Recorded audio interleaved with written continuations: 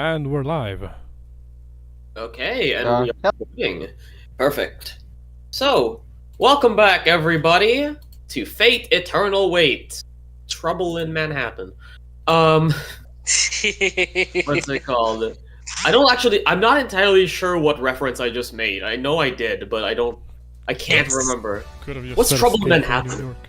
New York. I mean, there's too many movies from back in the day that was like Trouble in something New York. Like there's Escape from New York. There's I was gonna say Manhattan.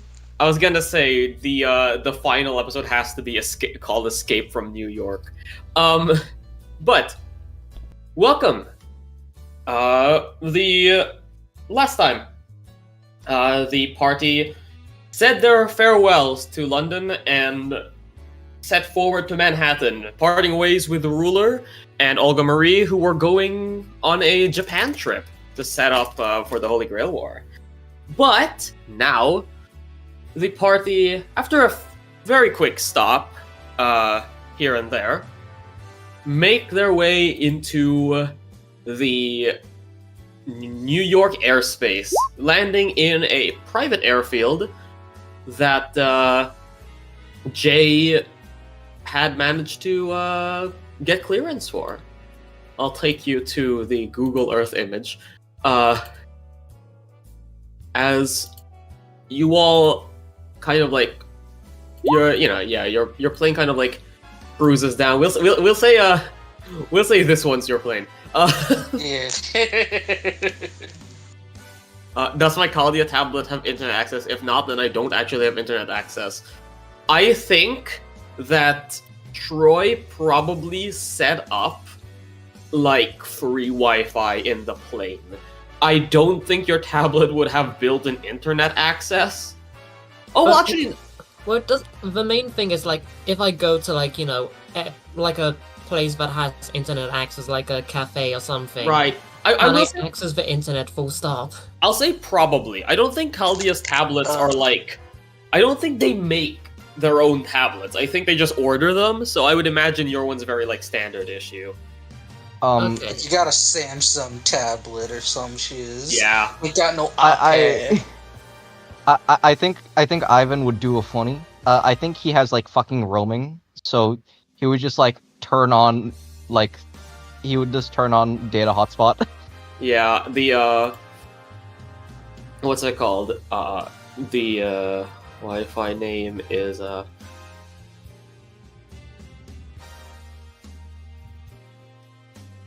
It's probably just like, please There you go. don't hurt me. Oh my god, that is actually even better. But, what's it called? As you, dock, put your seatbelts on, land, you don't clap when, the landing happens because you're not fucking sheep. And, God. As everyone's, like, getting ready to leave, Troy is going to, call out oh, yeah, by the way, Ivan. Ivan just turns around. Your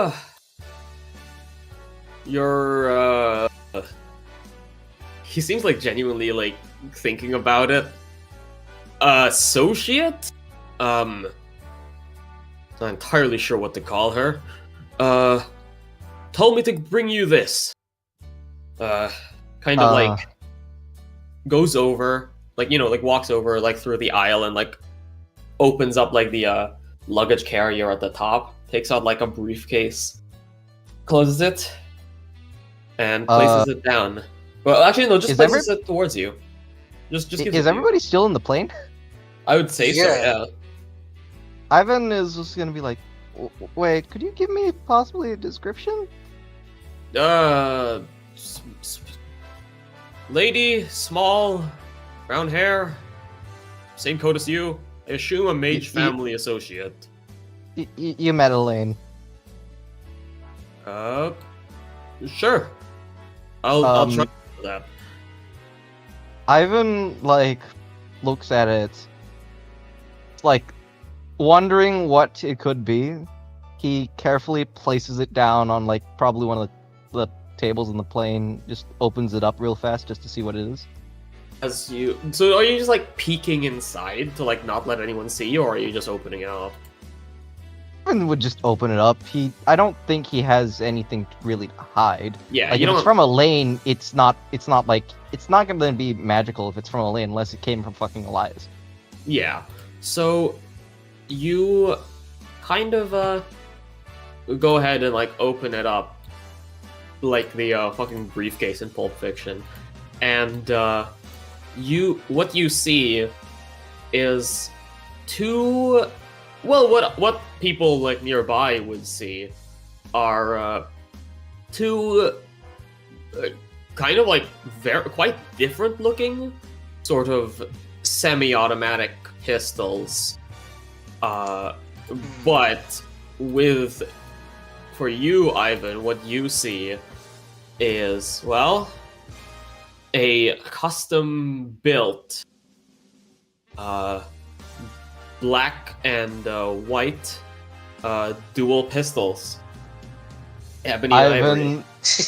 Ivan fucking like stares at it for a moment, and he picks one up, making sure that the safety is on, finger off the trigger.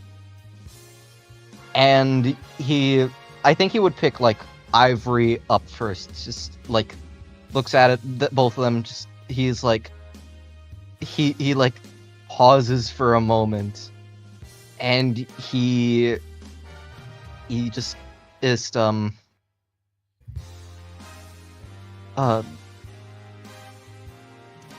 he looks at it for a moment, goes, and just like you see him whispering to himself as he like inspects it.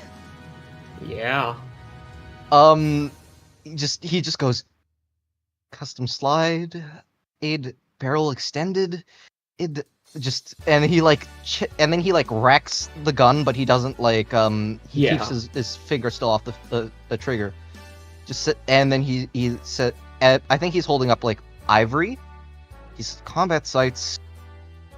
It's and just slam pads. Adds gold-plated magazine releases. Elaine, you outdid yourself. And He just fucking. Hey,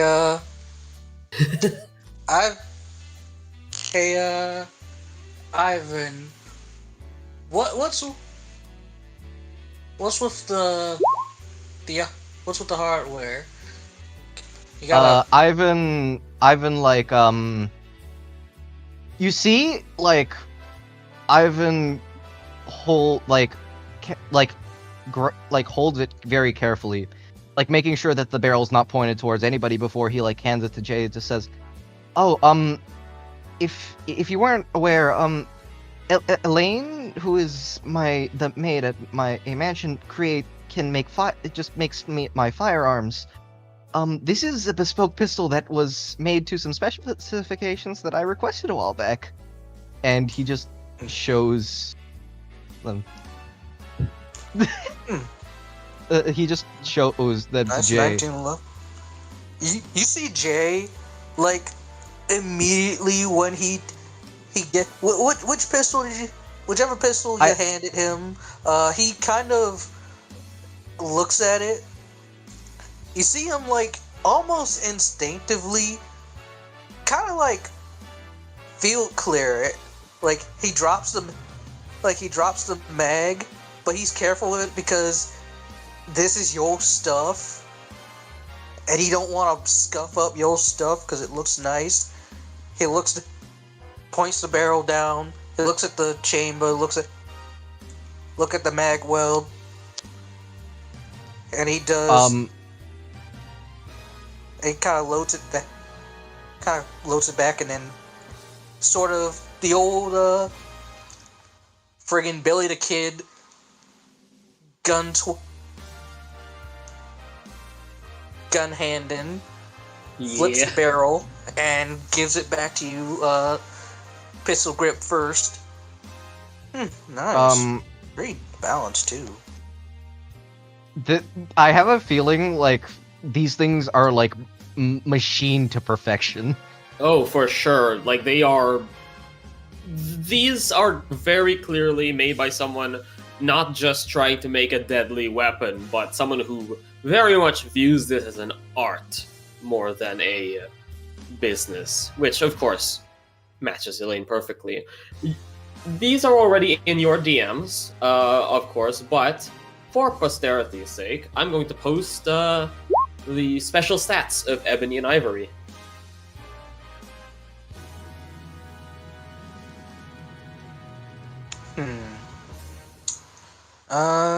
Here's the thing.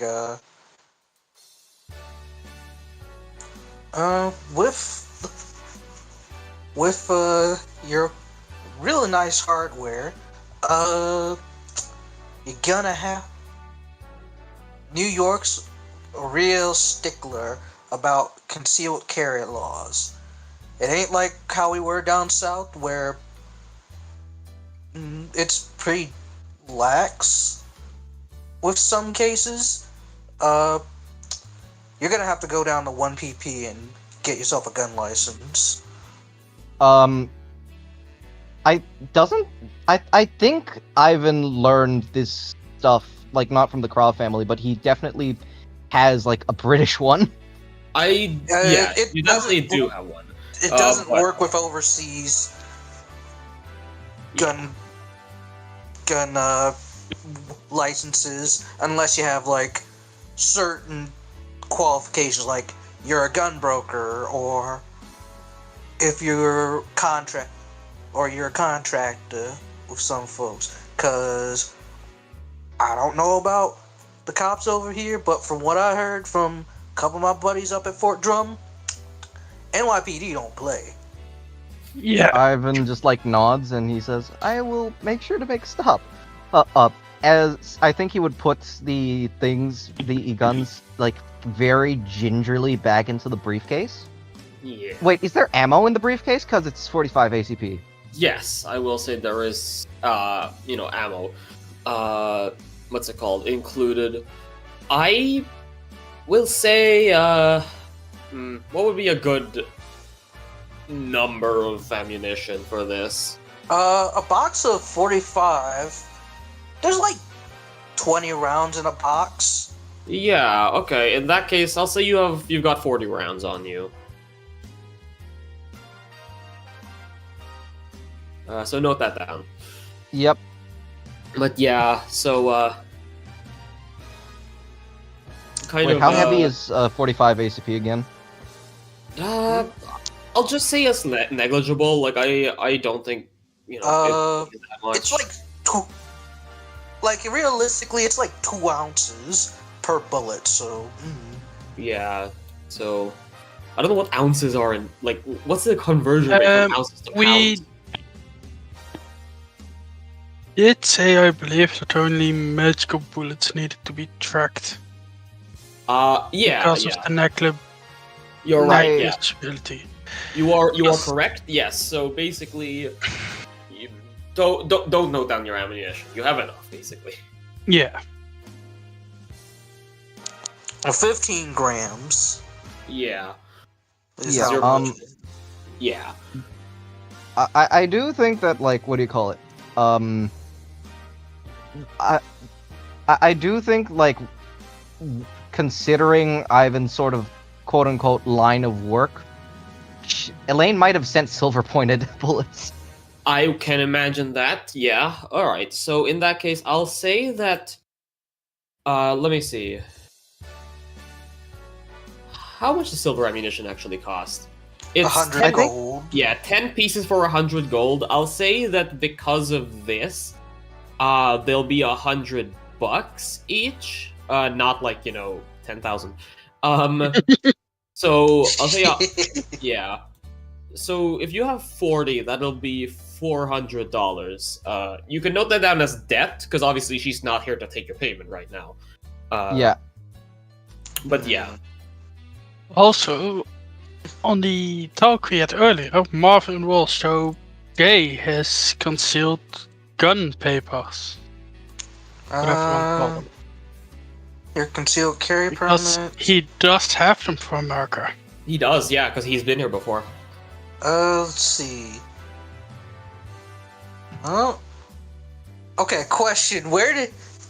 Question. Where in the states did Marvin get it? Because some New York doesn't take every state's licenses. Like, for example, they don't take Georgia licenses for concealed That's a carry. funny thing. I did think to myself New York or Los Angeles, but New York was the first one that popped into my head because Okay, I that's would say, fine considering what Marvin's gun he carries, which would make sense. And It's I would within say that you, Katya, you probably have like a contractor license. Like you've been around the block enough to, know about gun laws. Would I have just one issued by like Katya? Or- Yeah, They might have they might ask you like a couple of questions. Actually, you got a Lee Enfield. You can just say it's a friggin' hunting rifle. yeah, it's true. All right. You can legit get away with a hunting go and buy a hunting license for like Bass Pro Shop or something and get it stamped by 1PP and be good. As soon as you say Bass Pro Shop, I feel like you hear like glass shatter in like Katya and Ryder's minds from the previous conversation about the Bass Pro pyramid. Jay, You just kind of hear in your head, "Don't mention that name, Mr. Master." Again. Jay, Jay, I think we need to establish which words are banned around these parts. Wait, what the frig? So you're mad about the sixth largest pyramid being in friggin' Tennessee, and it's a. I'm mad about it being a fish shop. It's not just fish. It's got a fish pond in there. Like, it's mostly like outdoor equipment, stuff you go camping or stuff you take hunting. That's Like- even worse. Why is that? Okay, how is that? I know pyramids were designed to be the monuments to the pharaoh's tomb to take you off to the duat and be connected with your loved Precisely. ones. If you are to sell hunting gear to the common people, keep it where the common people are. At the Well, very it least, make is. it a boutique or a They kind of premium do. wine store. I mean, they kind of have. It would classify as a boutique with some of the clothes and gift shops they have. I think you're fighting a losing battle here, Jay. You should probably let it rest for the time being. And what's it called? You, as like the airplane kind of opens, Jay, you are met with I don't actually have a token for this guy, damn it. But like you're met with a kind of like a soldier. With some with like a few decorations on their camo. But well, number one, their Actually, camo. question. Oh yeah. Question, because I remember looking around the surrounding area. Are they from the Marines? Are they from the Marine Guard Station, the Army Reserve Base, or the Coast Guard? That's actually the thing. You kind of what's it called? See that they've got like their camo, but it's a weird like cyan color. Cyan. You also, when you look closer on their uniform, you also see like a few bits. Like you see their their rank patch on like their arm. It actually doesn't look like any rank patch you know about. Like this isn't, at the very least from your understanding, this isn't like U.S. Army rank. Okay. Now here's the thing, Jericho. The base I was at for AIT, it was a joint base, so Jay's seen folks from the RAF, folks from the Australian Army, and like the Space Force. So he kind of knows they ranks, and has seen Air Force and Marines. The closest to a bluish camo he's seen is like the Navy, but that's like a dark blue or a grayish. Yeah. You don't have to what's it called? You don't actually have to debate in your mind for too long when they actually kind of like salute you. And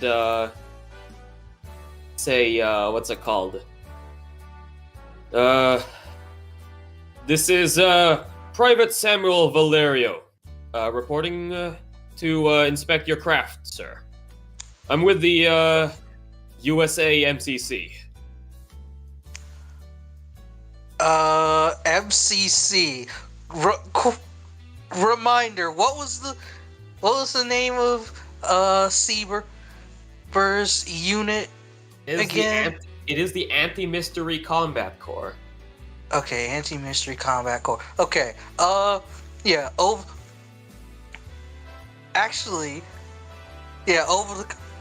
the plane ride, and since it is the 20th, Jay would have saw his leave and earn statements, and he had gotten promoted, but he hasn't by now, so he hasn't went and bought himself rank yet, so he's still got the PFC rank. Yeah. Well, okay, first off, soldier, number one, you don't have to, you must be, actually, can I get an insight check on this dude to see how fresh this man's is? Oh, fucking for sure, go ahead. Alrighty, insight check. A 9. How raw recruit this man's is? I will say, like, even with a 9, you can kind of tell, like, his stand at attention is like a little bit sloppy. His like the non-saluting arm seems to like. You see his thumb like kind of like seem to like fidget as if like he's like trying to like line it up with the seam of his trousers. No, he just got in. Yeah. Jay knows that all too well. He was like that, but he was a rookie once before. So Jay kind of goes. Actually, when you look closer at like his his hand, you kind of see what you think might be like tattoos that go like straight up against his nail, and like all the way, seemingly just at the very least up his hand. You actually do see that. Ooh. Okay. So Jay, being the most composed so far, that the party's seen him, now that he's got rank for real, he's gonna at least kind of push it. Like he's in that in-between space where he's technically in NCO territory, but he's not in NCO. Yeah. Okay. First off, at ease, soldier. Does the Abbeys.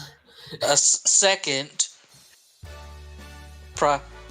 private, you don't salute someone who's not in uniform. Oh, right. Apologies. Third off, You'll see. Your fingers and thumbs are lined with the seamio trousers. You is a little bit off, but I can tell you just got out of training. We're all out of boot camp at one point. So it's all good. Just relax. Right. Sorry, sir. I am. And also, I'm not. Don't call me sir. I work for a living. I'm not an officer. Yes, sir. Don't you stop. Jay has that sort of anime. I'm staring daggers at you. Yeah. You look at Marvin like. You fucking No. I have a better one. Sure. Wait, no. Yeah. Give me a second. No. This check yeah. check the fate chat in Discord. So yeah. Anyway. Kind of says, right. I'm not, you... I don't have a military background. Usually the, USA MCC hires already acting officers, but they also sometimes hire people from spellcasting families. It's okay. Look, just remember, take a breath. Remember your greets for a day. Yeah, you're doing all right. It's a learning curve. Once you get to it, you'll be fine. And all right. What's your name again, Prav? Samuel Valerio. Alright, Valerio. Alrighty. So you came for inspection. Any NCOs with you, officers? Or is it just you assigned to inspection duty? We tend to operate in pairs to keep discretion, sir. But no, sorry. What should I call you? Well, I'm not. Well, since I am not in uniform, you can call me Mr. Smith.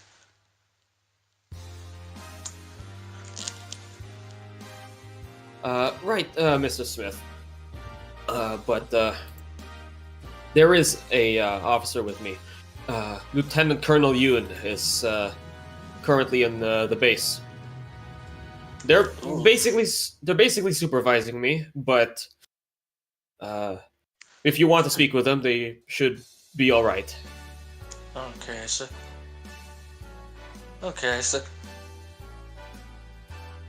you got a full. Okay, so you got a full bird with you. Okay, so anything we need to. All right, anything we need to worry about? Before, like they say, nothing to worry about. We are just doing some quick inspections to, just make sure that this is up to the AMCC code. We noticed the bounded feel on your plane, and it's just procedure.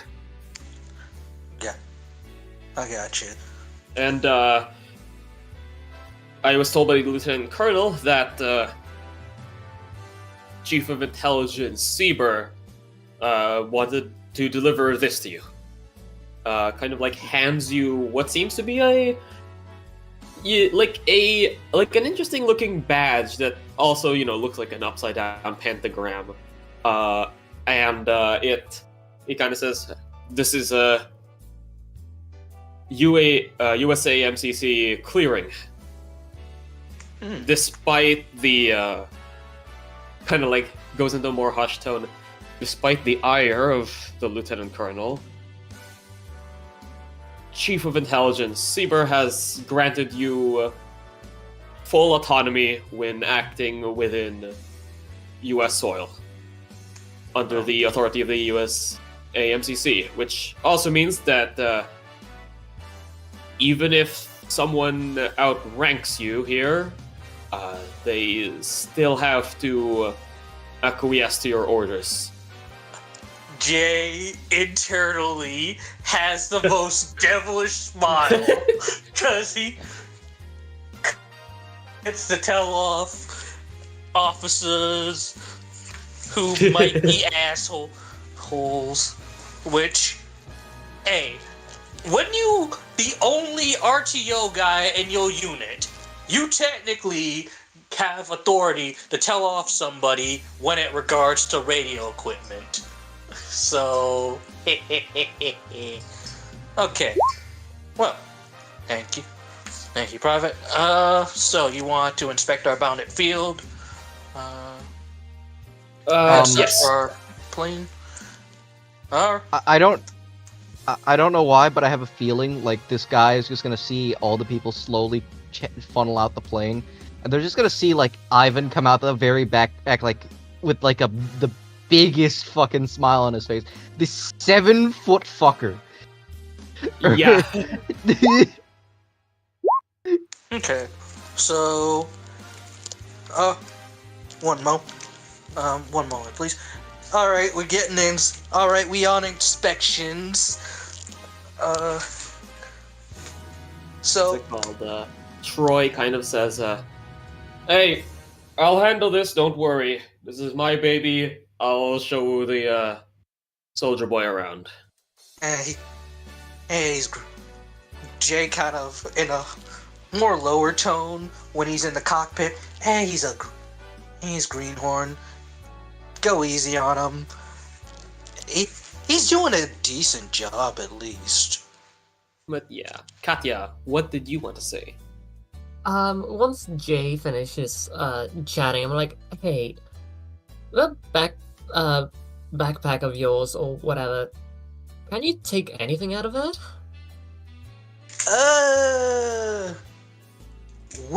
Within reason, and also there's a budget limit.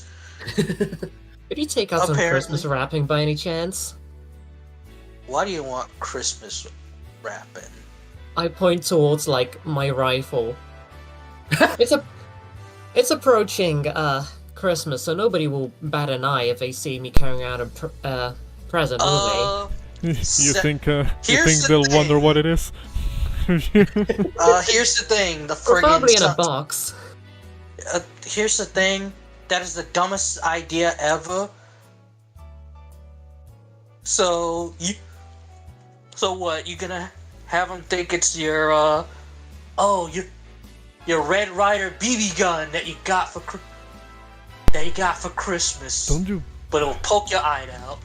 With a straight face, I just reply, yeah. Don't you travel around with like a hard case or something to conceal that thing in? Yeah, like at least like a rifle bag or something. I do have one. I was just assuming that, concealing it as a present would look more discreet. That's making it even more obvious. And plus, there's been a lot of shenaniganry that's gone down in New York, and cops are jumpy as is. So you walking down the street with like a wrapped up rifle like that, and look, you got a Lee Enfield. This is you can say it's a hunting rifle. It's a hunting rifle in most situations. Just put it in your bag, go down to the police station, fill out your 280, your T80 form, and get a hunting license. You'll be fine. By the way, I think Ivan would leave behind his shotgun. Okay. Simply because it's too hefty to carry around, and 3 firearms is suspicious as fuck. Yeah. What's Katya's response to? Yeah, just go get a hunting license. Fine. Ivan would think about it for a moment. He says, "Wait, since I'm technically supposed to be thought of as a possible fake hostage. Wouldn't it be best if if I travel separate from you guys? Is maybe you Yes, guys we were go going first? to split up. And also, Yes, but we should probably leave at different times just in case somebody's watching. That was the plan. I was gonna leave a Ivan little just, bit like- later.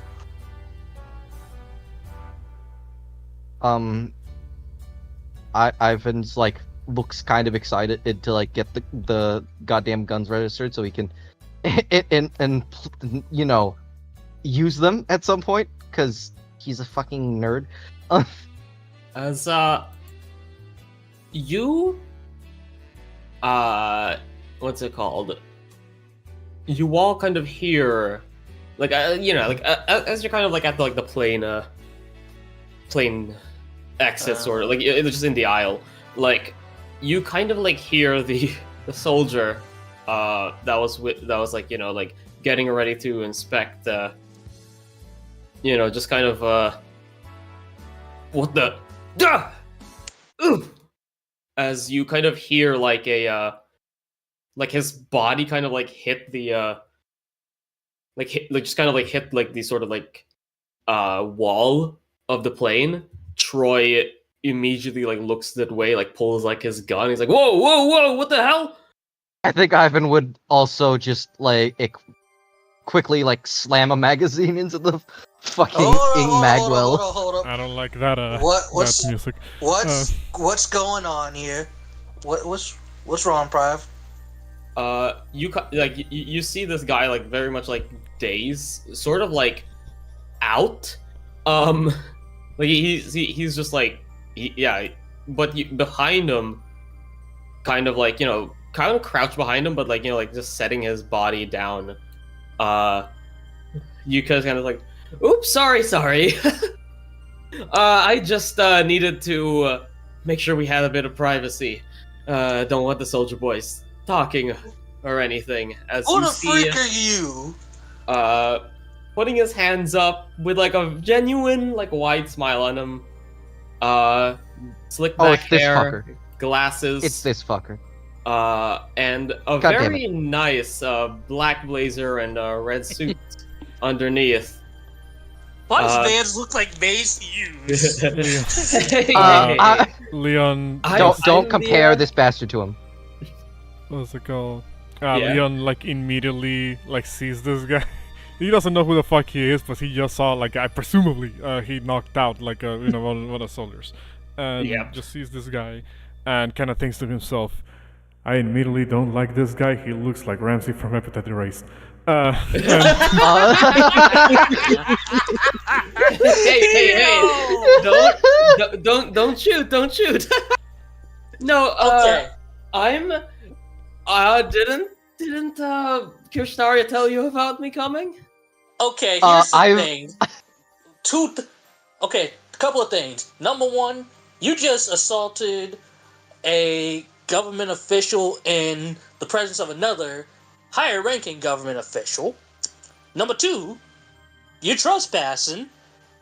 You trespassing. Number three, you being sneaky.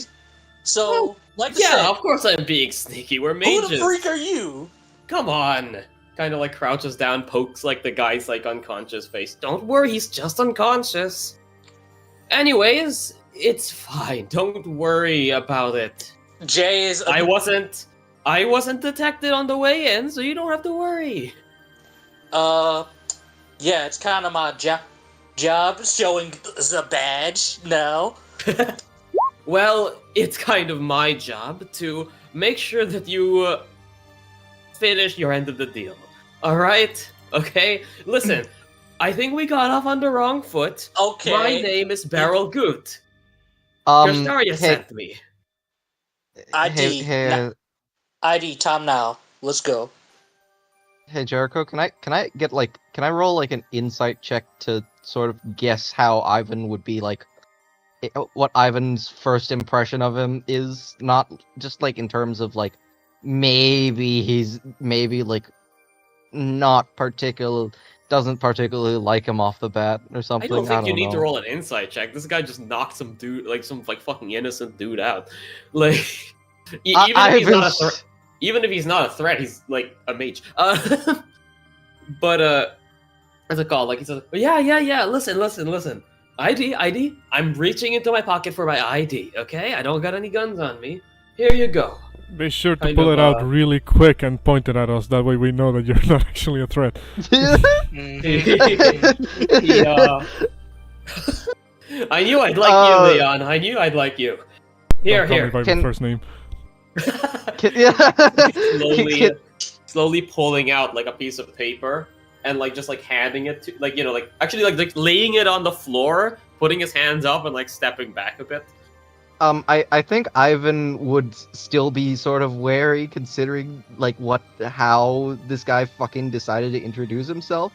So he would with taking his non-dominant hand off the gun, he would reach under his coat and pop one of the vials of blood, and a small little blood hand slowly gingerly picks it up off the floor as if it's a bomb. Yep. I mean, I kind of excuse myself past everyone and just give this dude a handshake. There we go. Operative Wasilewska, right? Yep. I'm... Yeah, come on, tell your friends I'm with Katya. Yeah. Okay. Is the blood hand showing Jay his credentials? You do see. I guess roll me an investigation, because that's how you can tell doctored, things. Yeah, Jay's looking to see if this is a fake ID or not, or if this man's is a plant from Cascada fam. Yeah. Roll me that investigation. Oh.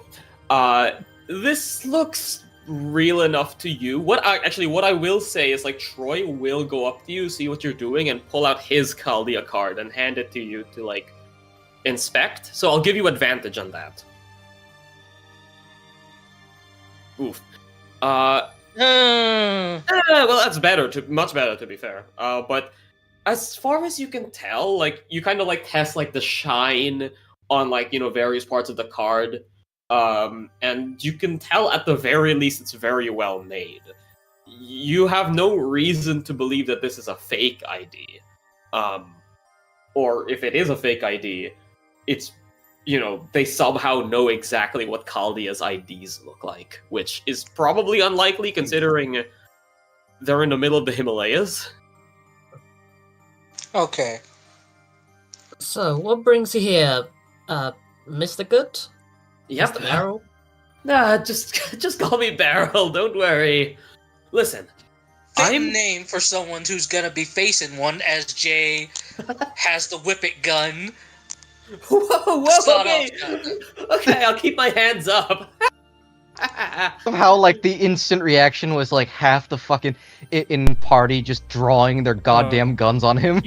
Just want to point it out. Who is now pointing guns without safety in mind? Here's the thing.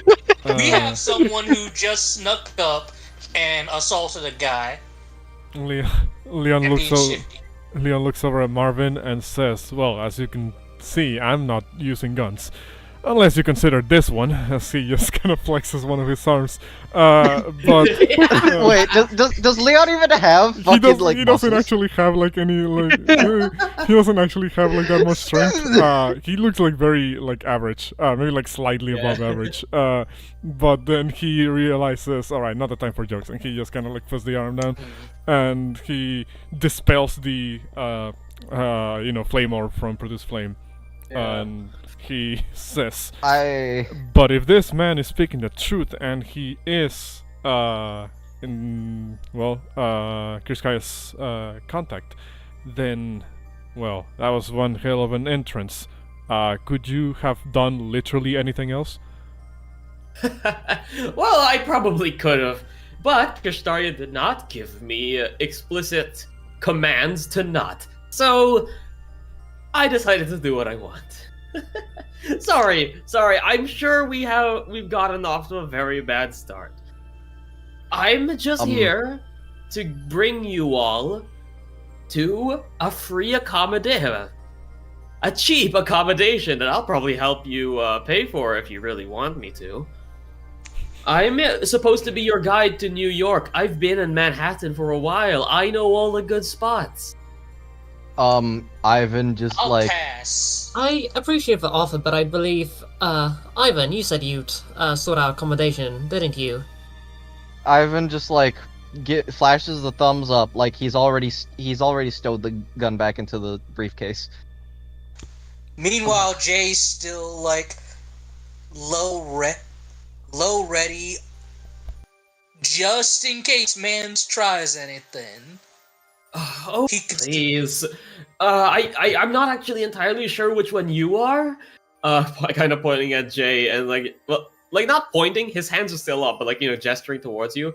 But listen, I'm a mage. If I wanted to kill you, I would have done so already. Come on. You can put the gun down. I think that sentence would have like Trust made Ivan a very, very much like he would narrow his eyes at Beryl with like this, like I think it's not like I think everybody would notice that he seems notedly a lot more wary of Beryl now. Actually, since Mans doesn't know who Jay is, and he only flashed the badge for like a quick second. Mm-hmm.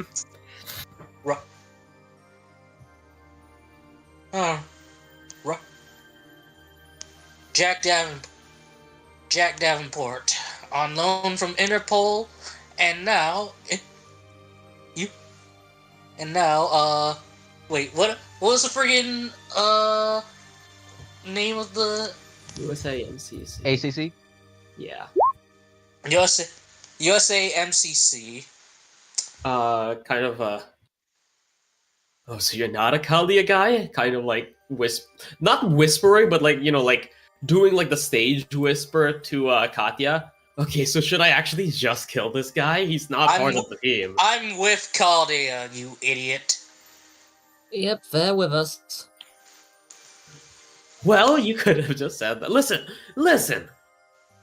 What can I do to make it up to you all? I can get you a nice dinner, I can show you where the mages hang out. Listen, come on. I think the place I've got is really, really good. It's like $50 a night. It's not... The low end of accommodation is gonna be $220 per person.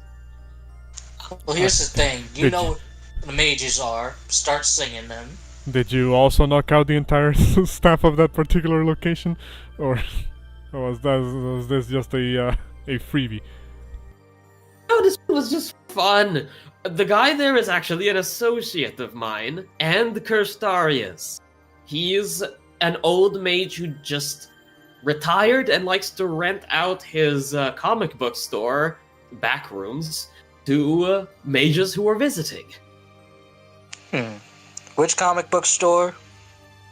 Oh, it's I think he calls it Odin Force. It's a little shop set up. It's not part of a franchise. Sounds made up. You know, if you are indeed from Katya, what information do you have on our targets? I know you're looking for Alicia Cascada, and I know how to get you in contact with Alicia Cascada. Should we be having this conversation in the middle of the airfield? That's a very good question, Leon. You're always so smart. Ivan just like starts slowly backing away. Like Jay he's not comfortable at all. Yeah, basically Jay kind of keeping an eye on Mans. He's sat at a table, the shotgun on the table, where he can blast him if he felt like it. Yeah, like Saber and Kleos also very much just have their their blades kind of very much on standby. Even seeing Katya go up to him, Saber is very much actually does telepathically speak to you, Katya. what's it called? Master, what are you doing? Well, I'm playing along, of course. Playing along? Yeah. So what do you do with these types? Oh, I see. Very well, carry on. Anyway, Mr. Barrow. If you do have information about Cascada, we'll be happy to hear it. Not here. Yeah, exactly, not here. See, Miss Wasilewska is the only one here who seems to be listening. Oh, Just we're come to the comic book store with me, and we can talk. It's a private place. There's a bounded field and everything. Now, how do we know you're not working with the Cascadas and you're just a soldier who listened in on us?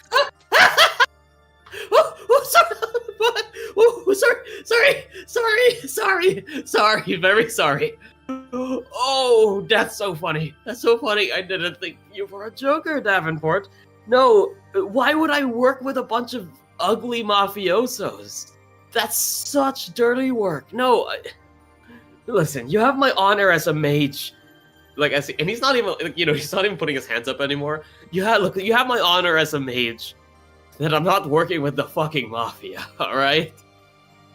I wouldn't be caught dead near them. Unless, of course, it's for the mission, and my dear Kishtaria. Alright. Somehow when he says it, that sounds wrong. Yeah. What's it called? You actually do hear Leon in your mind. That's what I'm trying to figure out, Master. Wait, hear Leon in his mind? Yeah, he would. Leon would hear Ozymandias in his mind.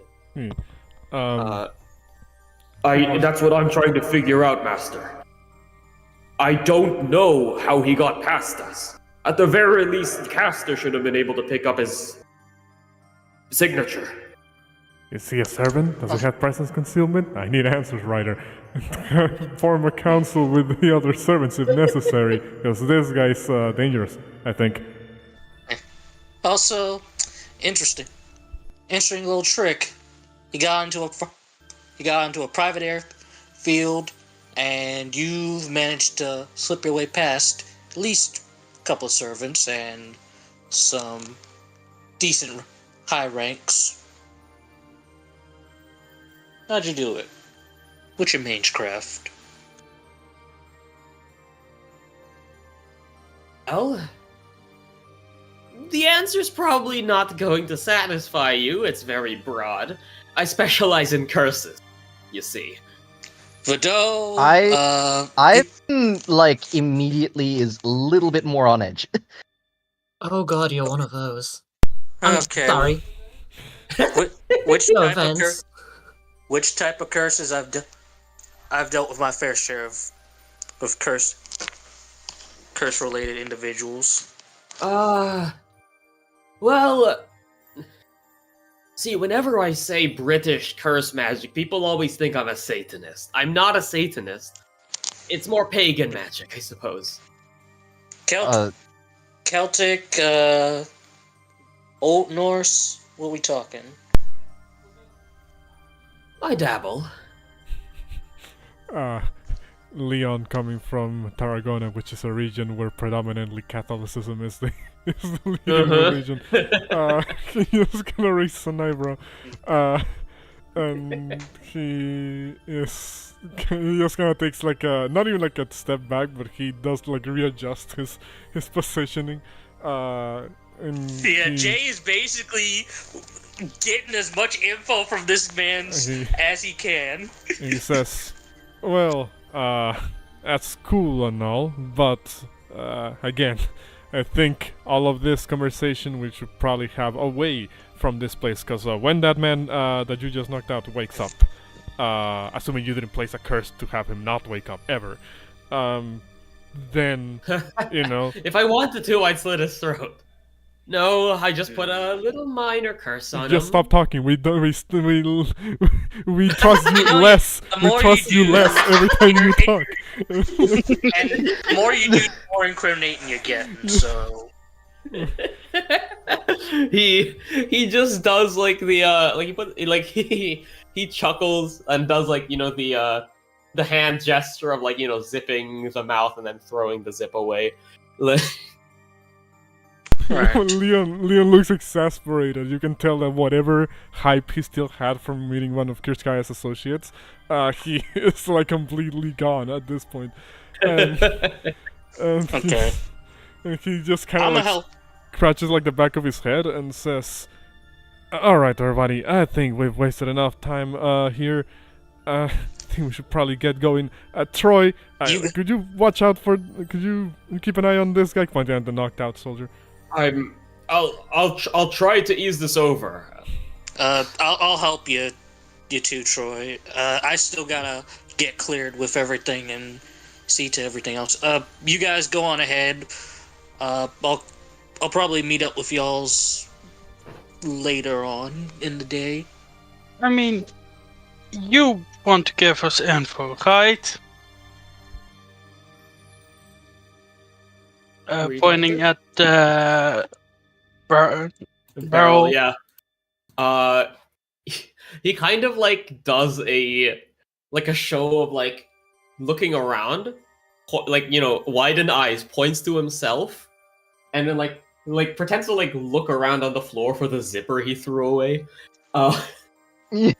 Mimes it, puts it back on, unzips. That was getting suffocating.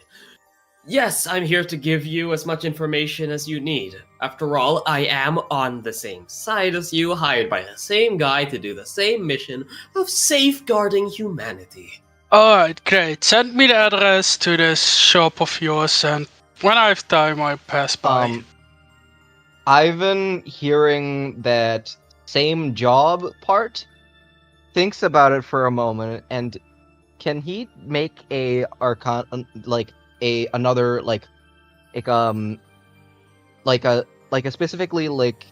another check, but just to see if he can sense specifically the signature of another servant, not Go ahead. If you communicate to Archer about that, actually, Archer will use the ability that all servants have, which is to try to sense a servant. So, last question for me. Since Kirstaria sent you to be our point man here, does that make you number 6? Number 6? Oh, no. Oh, how I wish. Yes, perhaps if one of you dies, I can take your place. But, as it is now, I was never actually considered. I was pretty low on the rankings of who they wanted to hire for a master, you see. Surprising, I know. Turns out I don't have a very high aptitude for that sort of thing. You heard that, everyone? We better stay alive then. You know about Sixon? And Speaking I'll of, follow up. Go ahead. Speaking of, did Ivan get anything, or did Archer get anything? Okay, yeah, no, sorry. I keep looking at I'm looking at the player screen right now instead of the DM screen. So whenever you whisper a roll to me, it just like I forget to check it. With that Arcana, no. With a 14 to that perception, though, I'll say I'll give you a +2 to that.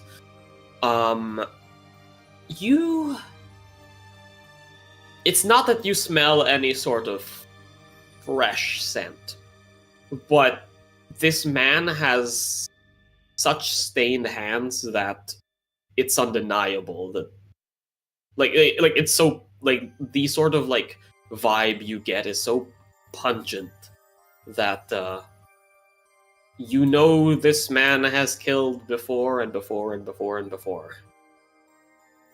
Ivan does not trust him even more. Ivan's thoughts went from I don't like this guy, to, oh, he's no worse than a dead apostle. I could have told you that for free. Yeah, same here. What's it called? What was the previous question again? Sorry. Oh, yeah. Go ahead. Said to him like, "Hey, if we're on the same side, can you just send me the place and then I'll see you when I see you." He'll like give you a business card, giving you the address of the comic book store. And Jay, you were going to ask a follow-up question as well. Yeah, follow-up question. Do you know who 7 and 6 might be if you were lower on the totem pole?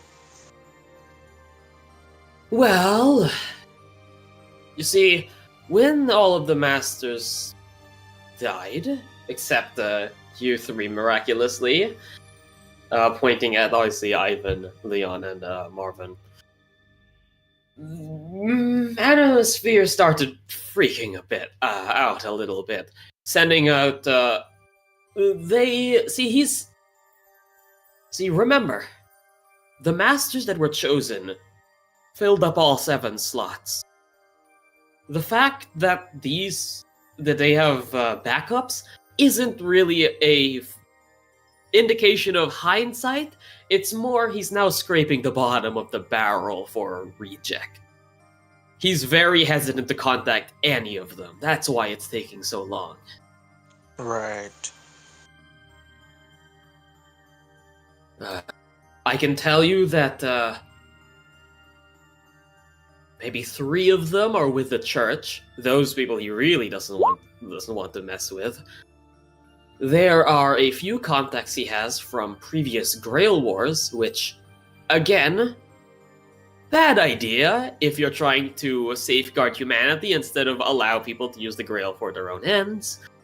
And there are a bunch of mage friends who might be easier to control, but can either get too much into their own head, or have a very low aptitude for being a master. All right. Thanks for the information, Barrel Gut. No problem. As I said, we're on the same side. But Leon, as many times before, is right. We should talk somewhere else. I will expect all of you at the comic book store, say, around, let's say, start of the night. If you all show up around 8 p.m., I'll be happy to give you all the information that I have on the Cascada family, as well as, the strange going-ons in Manhattan and the Moonlit world right now. We are in a very strange world state right now. How late is it at the moment? It is 1 a.m. No, 9 a.m. 9 a.m. 9 a.m. Yeah. Okay. You know, I have some plans, but I see what I can do. Can we make that a bit earlier? Say 4 p.m.? Listen, at best I can do 9. Let me do some work. Same here. Hey, listen. I believe that it would be more efficient for everyone to be there so I can give you the information at once. However, I will be heading straight back to the comic book store. Just visit me whenever you can, alright? Alrighty. That sounds like a plan. Or a threat. Like he said, if he wanted us that, I'm sure he would have done to. Yeah, that still doesn't one inspire of us. confidence, Marvin.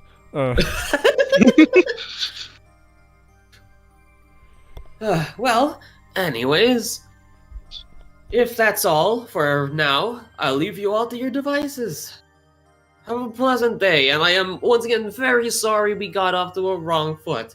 I'm sure that you'll see the good side to me eventually. we are going to be spending quite a lot of time together after all. Can't wait for it. Wait, I'm gonna, like, out of character, I know this is not the case, but I think Ivan would definitely check after learning that detail. Ivan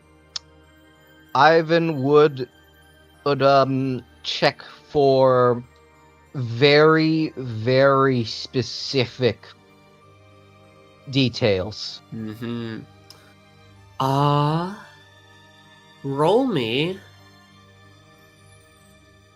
I'll say I'll give you advantage on... Actually, yeah, I'll let you roll survival. I don't have any I don't have the things on that, so this is gonna suck. See? 16.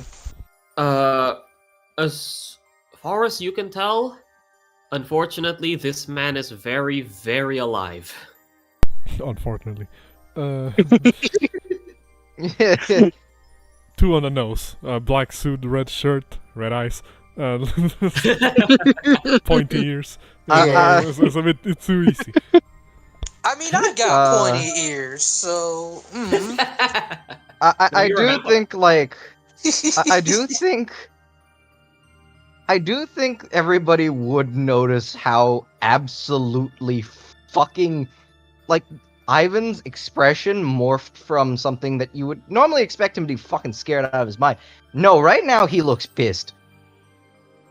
I don't know what about you, but I'm keeping my eyes on him. I'm not taking my eyes off of him. Well, as as you do, you see him just kind of like, just kind of like turn his back to all of you and walk around the corner. And if any of you were to look around the corner, you would see that he is gone. Is there anyone near? Is there anyone near? That's a good question. Right now, the airfield is relatively inactive. Because Marvin would have followed him, and if there's no one specifically looking at Marvin, or no one near, he would pull his gun out and look with all his scopes. Here's the thing, Marvin. There's a marine base not too far from there, so... Just use the plain wall. So there might be some shenanigans. So you've pulling out a gun near military base. I mean... Marine's probably gonna drop you. If no one is near... Yeah, like, I will say that you're able to do that without any incident. Yeah. Okay. Would I see him as magic or heat signatures? Heat signatures. You would have seen him. It seems that he's actually managed to get away very quickly. To the point where you're basically unable to like find him, but you did manage to like get like a glimpse of him, and as far as you can tell, he is giving off a heat signature. But no magic. No Ivan would magic on him. No. Well, actually, I will say, you will notice sort of like a... It's almost like... So you would have seen his heat signature, but you would have seen some sort of like black sort of miasma, like kind of come in and out, just kind of distorting the image a bit. It's not like a mirror image or a blur, but it looks like something's up with at least his soul. Who would have guessed?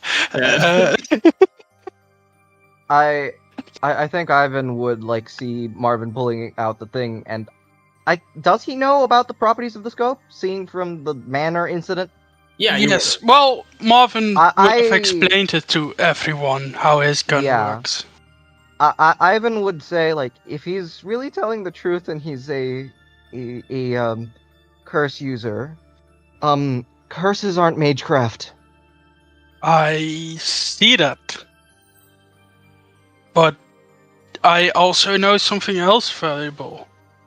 As Marvin walks to the party, including with all the servants, he's like, alright, I learned 2 valuable things about our guy. His magic signature is all wrong.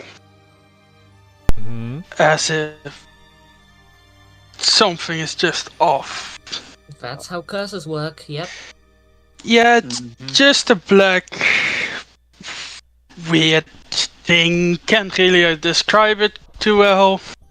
And Soul rot. yes, probably. That's why What rot? probably things couldn't pick it up as easy. But his heat signature is still able to be picked up. What's it called? Saber kind of like, raises an eyebrow to you, Katya, and just kind of says, "You seem extremely used to the idea of curse users, Master. Have you had to fight them before?" I have an associate. I see. Are they as, interesting as that man we just met? Unfortunately, yes.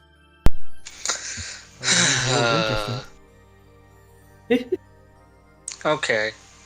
You guys scram.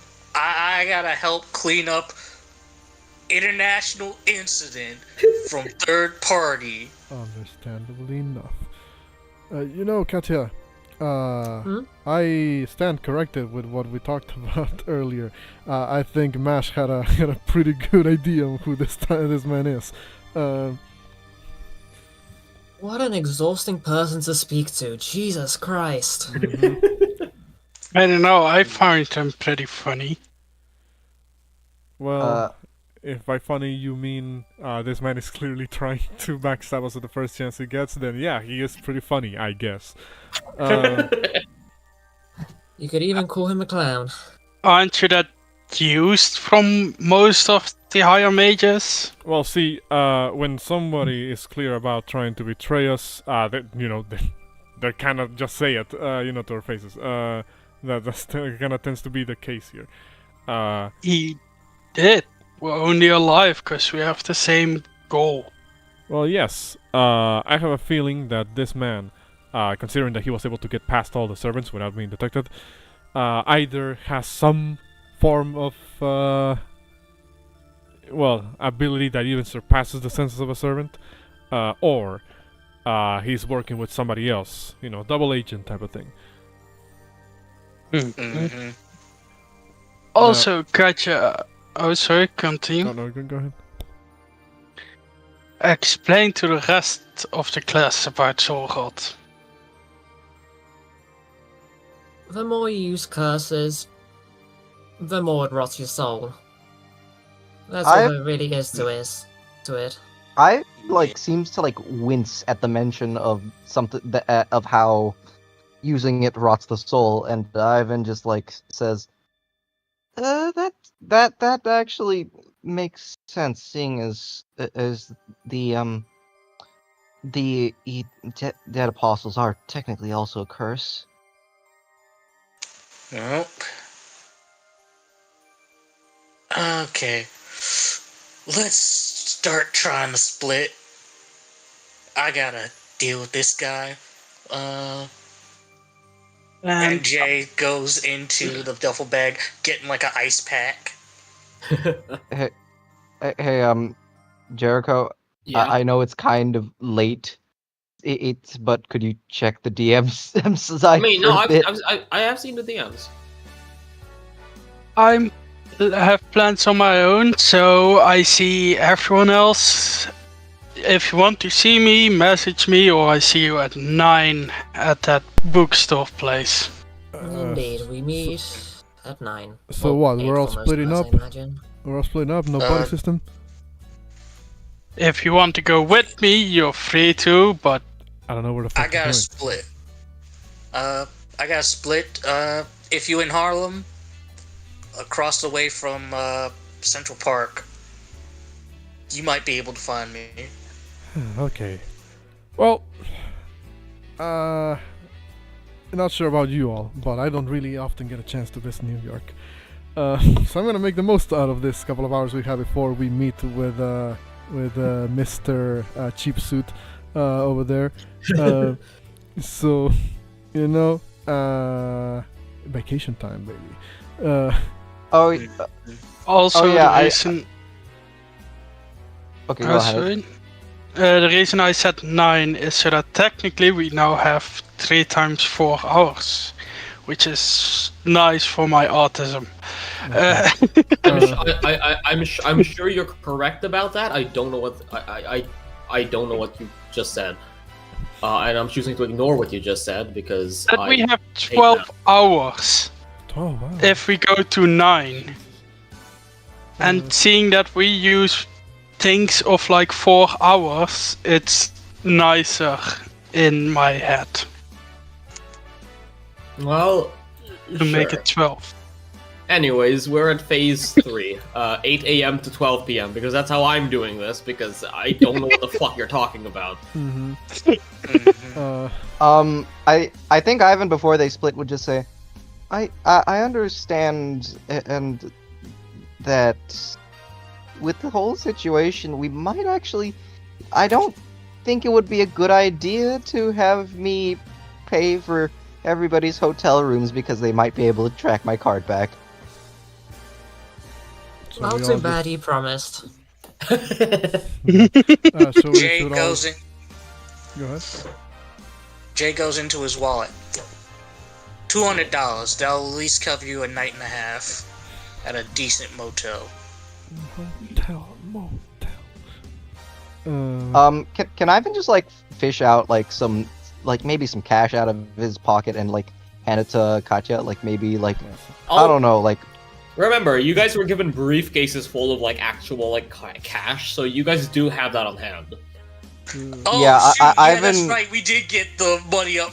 Jay did get a briefcase up front too. I mean, forgetting that. Untraceable cash. I think Ivan would just hand Katya $1,000. Right, that works.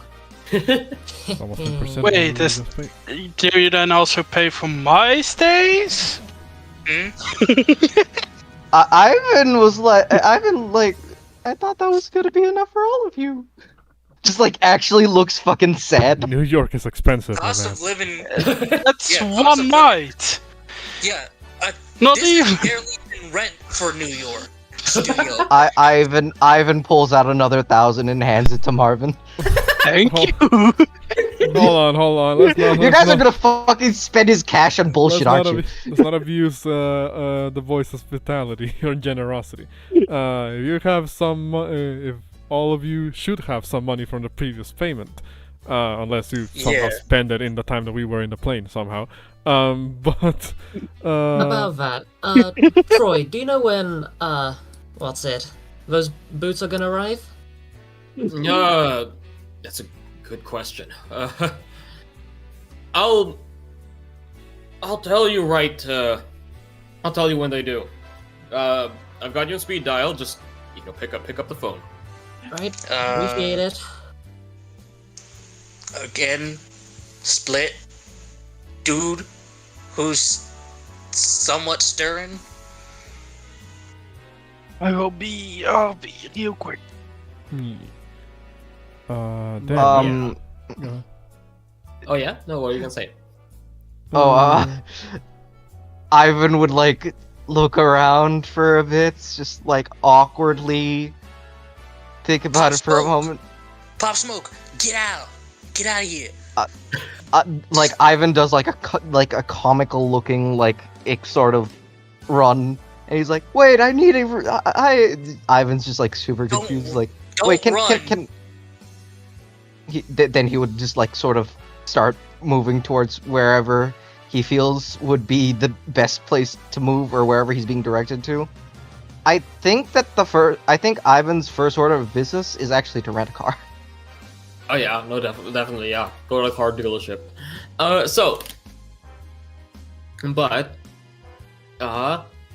We have entered the first phase of the game, aka phase 3, because of simplicity's sake. Yeah. I want everyone to type out what/where they're planning to go between the hours of 8 a.m. to 12 p.m.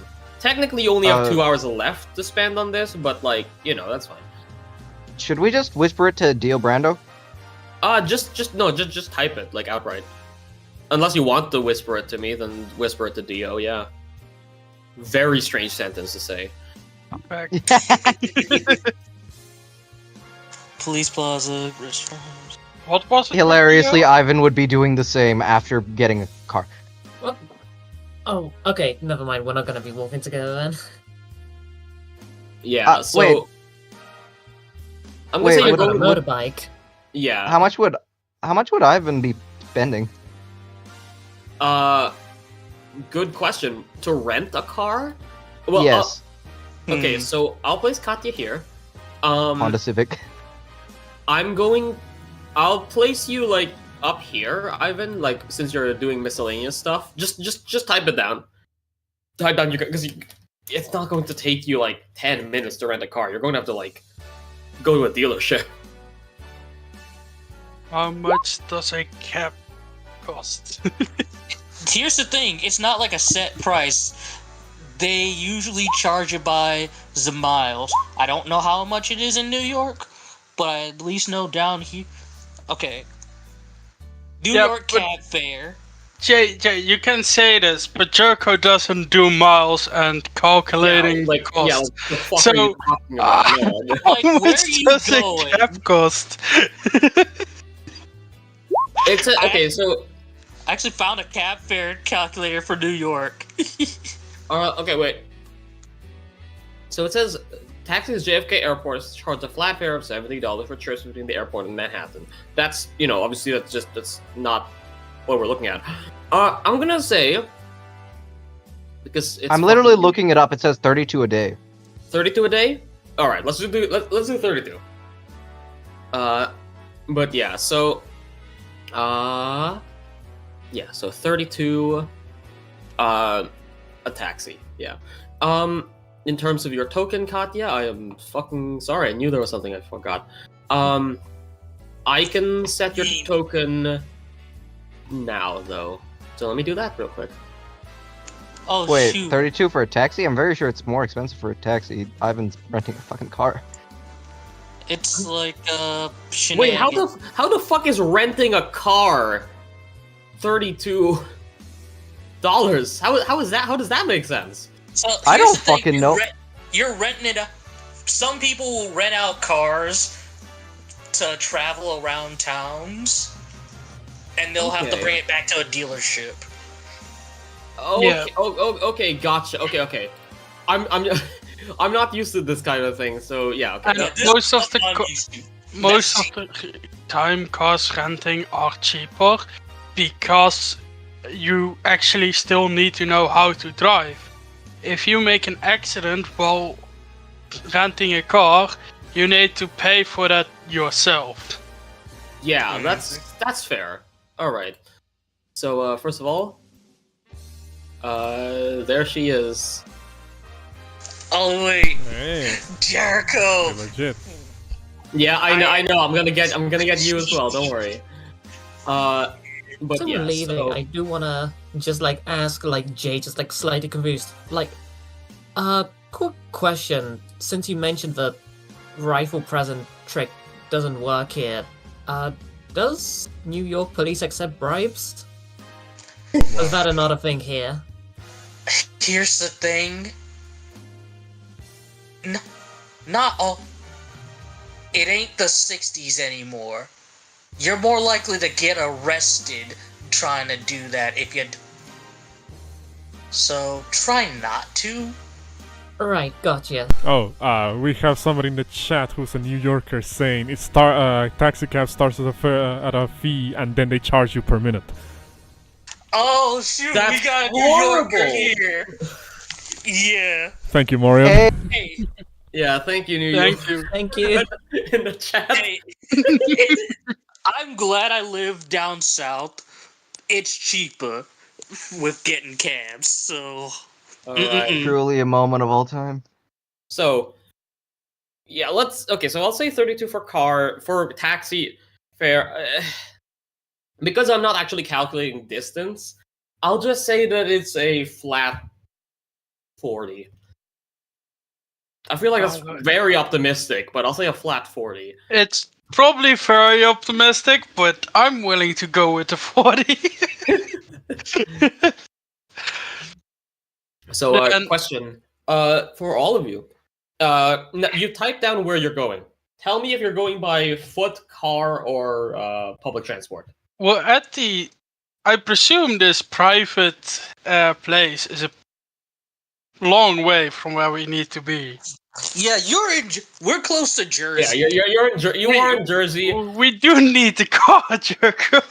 That is true. Yeah, we're like a couple minutes from the city at least. Like I looked at this place, and it's kind of not far, but we're not at LaGuardia or JFK to get eyes. I'll say you're not in the city yet, so we're not going to do random encounters. In fact, instead, you just go straight there. So, please, everyone, roll me a d20. I will, the moment I reload my roll 20 because it crashed. Let me oh, look God. if I what happened to the stream? The stream should still be going, I believe. It's just it's just gonna be dark for a little bit while I reload the page. Just doxes all of Vorti's info on accident. Oh my god! Alright, Marjin and Ivan, roll your d20s again. Of course, this is when I roll a 20. I bet you it's not gonna happen today. Outside of travel. Also, Leon is taking public transportation because he wants the New York experience. Yeah.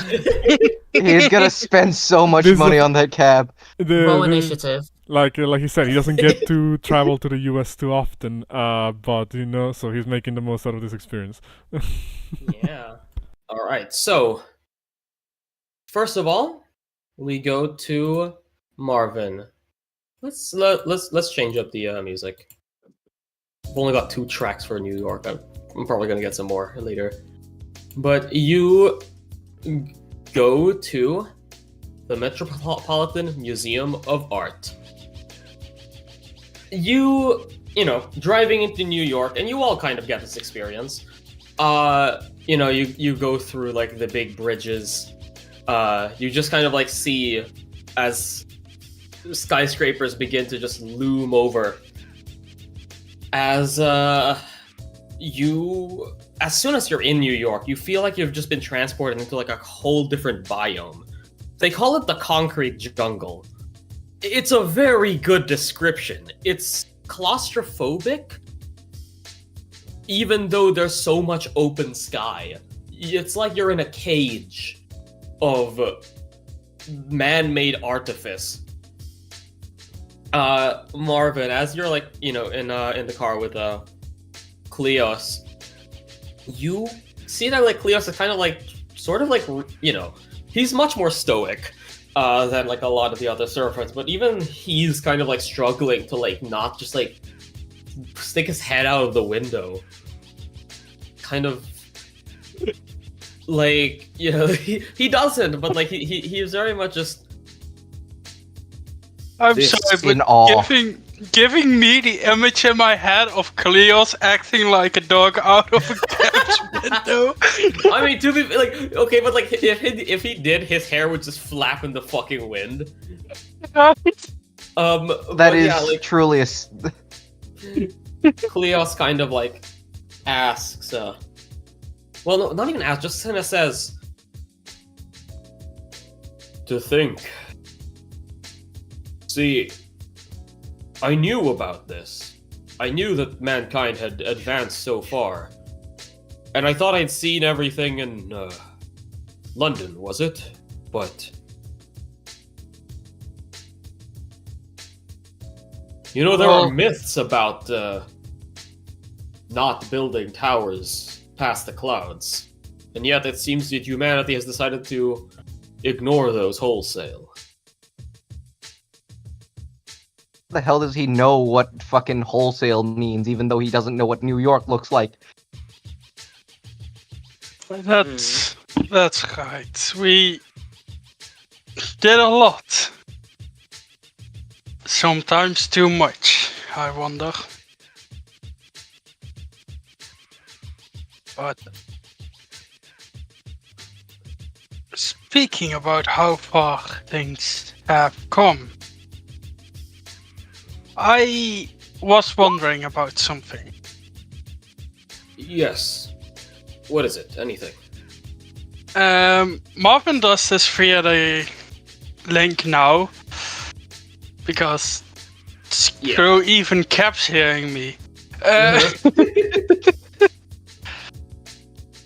Listen, I like to think that we are getting closer as friends,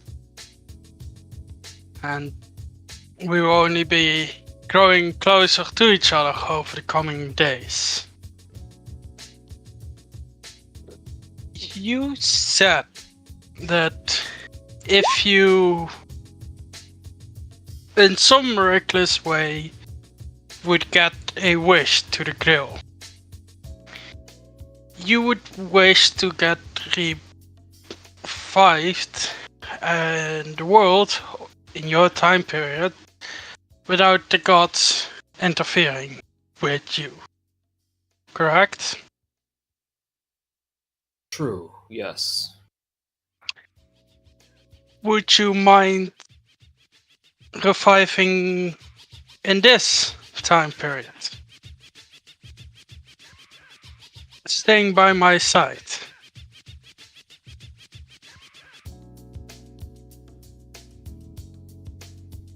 He doesn't look at you. He stays kind of like looking outside the window and kind of says, perhaps I'll keep it in mind, but Master, you have a loved one, a mother, a family member who you'd do anything for, right? Yes. But if she died, would you not also use the Grail's miracle-granting properties to be with her again?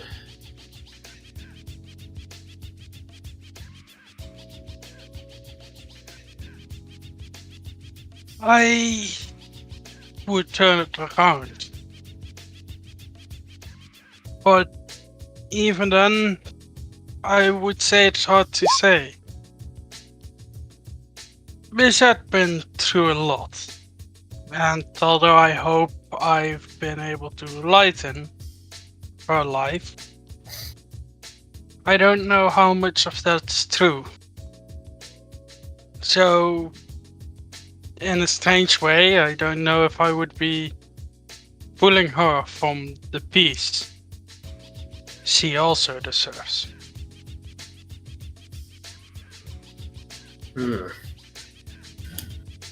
While noble, you're much too self-critical, Master. I've seen the way she looks at you like her own son. You're aware of my myth. You know that I was a father once. Mm-hmm. I've seen many parents with cruel eyes that look down with only disdain for their child, or a sense of entitlement to their achievements. But I have also seen the eyes of those who would love their child no matter what. That they are proud of them no matter what. And that if given the opportunity to be with them over anything else in the world, they would take that opportunity. I cannot speak from your perspective, but from the perspective of a parent, she loves you very much.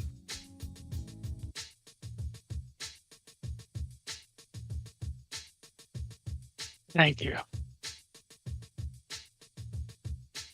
As for me, I wish to be the one to be able to bring that gaze, that warmth, look into my children's eyes again.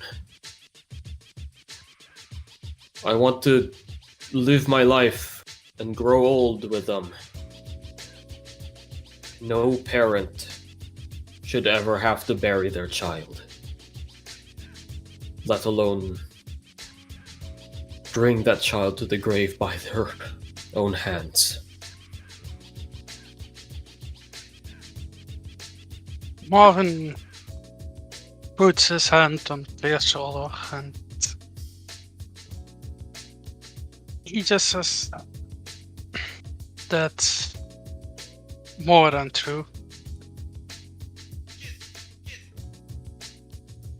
Don't feel forced to stay. If you want to go, don't let me hold you in. Just think about it.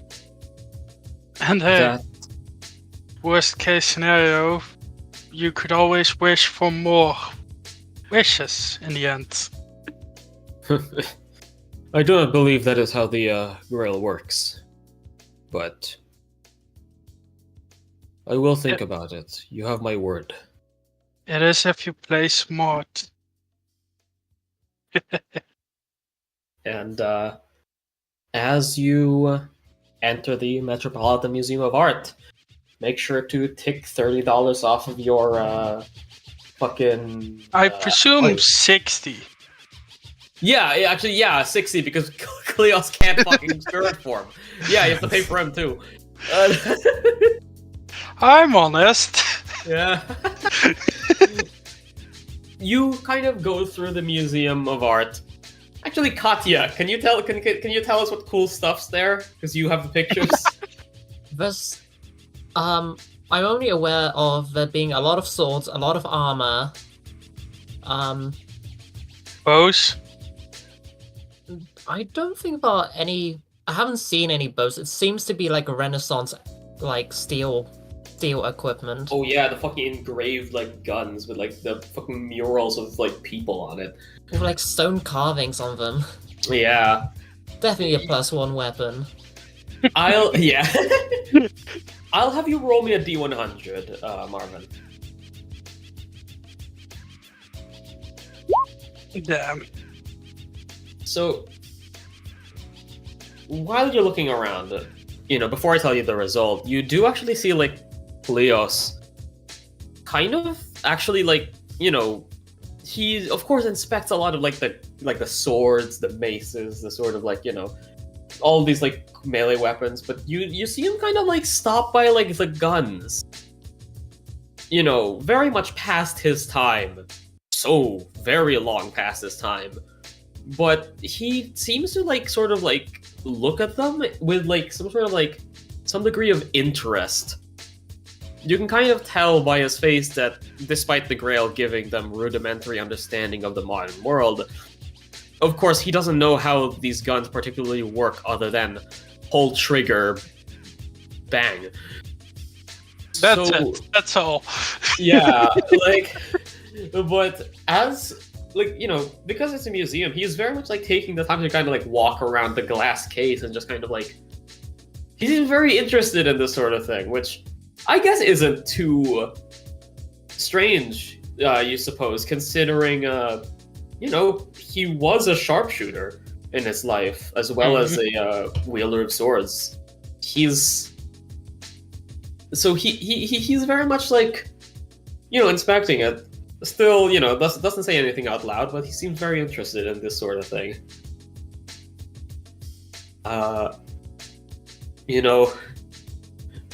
Eventually, like, Kleos will actually, like, ask, just kind of while you're walking through the museum. Just an offhand comment. But do you think me wearing the Krov uniform would make me eligible for getting a firearm from the dealer that Ivan has?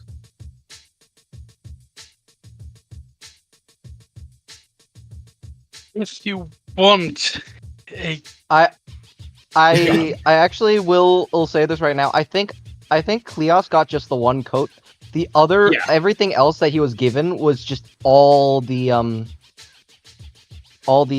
just like the shirt jackets.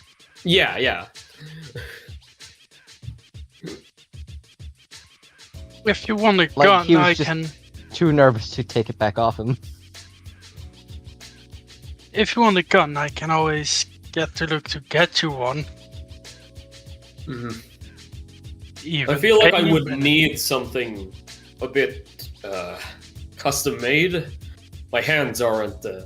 Kind of puts his hands up and like these gigantic fucking sausage fingers. Like I'm not entirely sure I could properly grip the handle of a gun.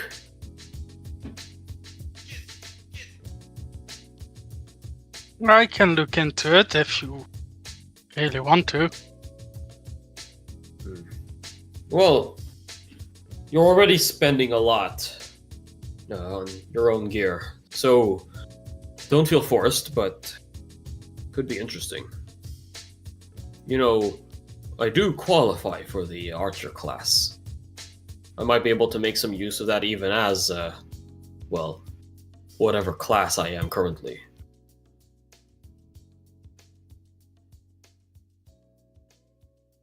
I know you do.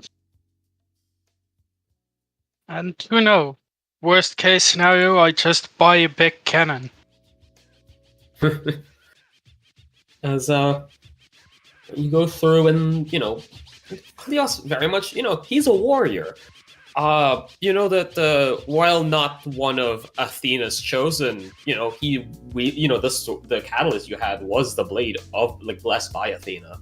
Mm-hmm. And he is very much a warrior in the purest sense. So of course he's very enthralled by all of this. Kind of going through really just the exhibits that just show how far warfare has gone. Unfortunately though, you don't find what you're looking for. The museum, you managed to talk to one of the museum curators, and they tell you that they don't have that on on hand. But if you want, give them your email and they'll look into it for you. Just kind of try to contact other museums across the world to see if they can find what you're looking for. Marvin would give a fake address, which he and Vizet could always look into, but would not track back to them. Yeah, okay. So just an alt account. Alright. Yeah. That's fine. But yeah. Unfortunately, you didn't get what you were looking for.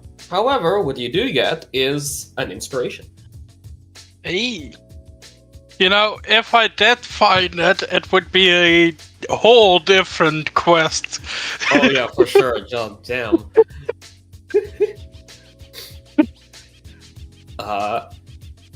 Meanwhile, Ivan makes his way to the fucking car dealership.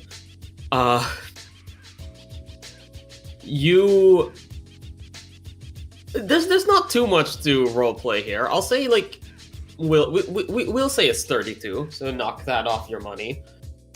I will say that it's for a day though, so I think Ivan would try and save himself. He would assume maybe 4 days. Yeah, sure. We can do that. You got a Honda Civic. Yeah. And- Okay. How much would that be? 4 times 32. Yeah. 4 times 32. So I don't know. You can do that in your own time. Maybe. I will say. Does Ivan know how to drive? Does he have land vehicles proficiency? He doesn't have land vehicles proficiency, but he has an archer. That is true. He does have an archer. You'll have to come up with an excuse for just the lady who seems to just be in your car and never anywhere else. But There's no driver. Yeah. But yeah, I will say, Ivan probably has no knowledge of what parking meters are. Oh no! That's gonna be fun. And while maybe a servant summoned in New York would understand how that works, you all have to keep in mind that your servants were summoned in Nepal. Hey, so you know. Also, Marine, while that might be the case, I'll say no. Just remove 128, and because if you end up staying for longer, you're gonna have to return to the car dealership anyway.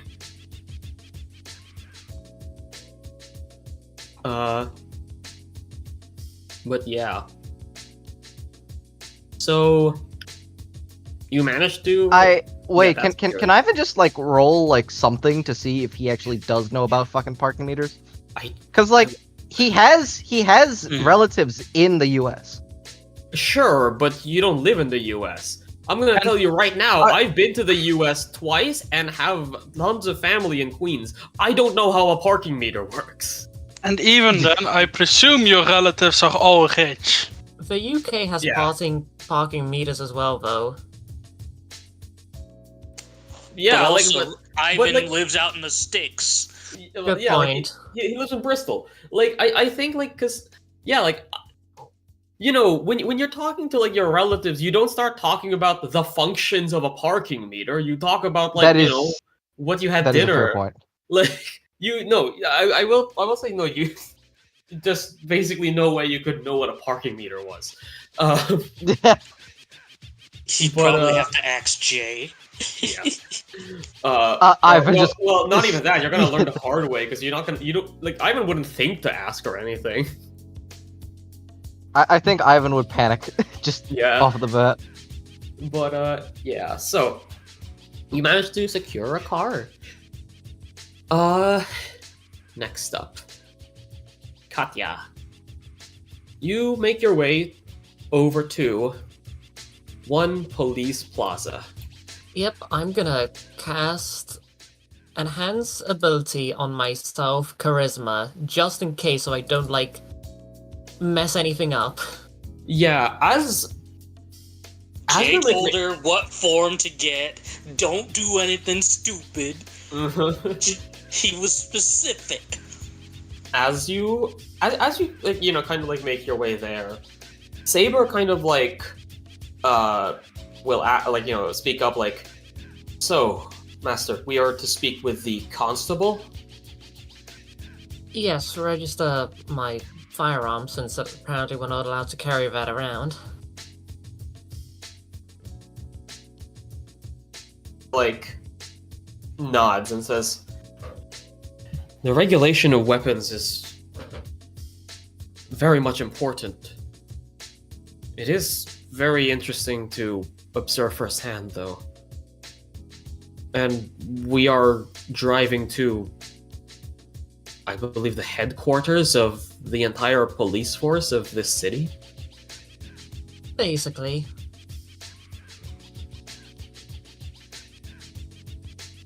Building.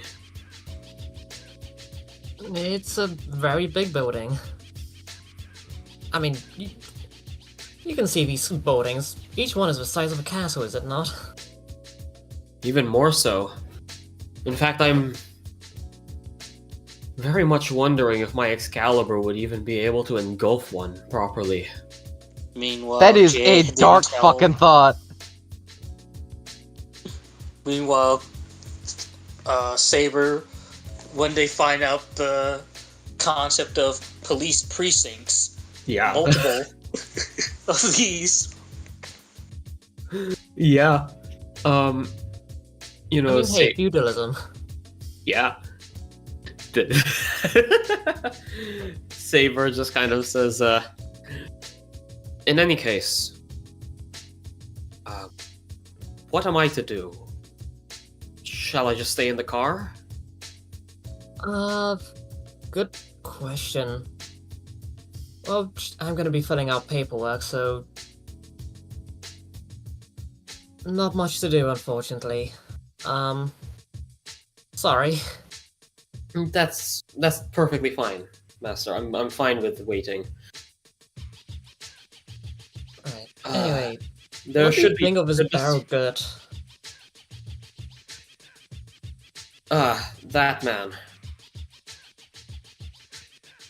I don't have much experience with mages, truth be told. I've only ever known in my life essentially one good one and one bad one. Mm-hmm.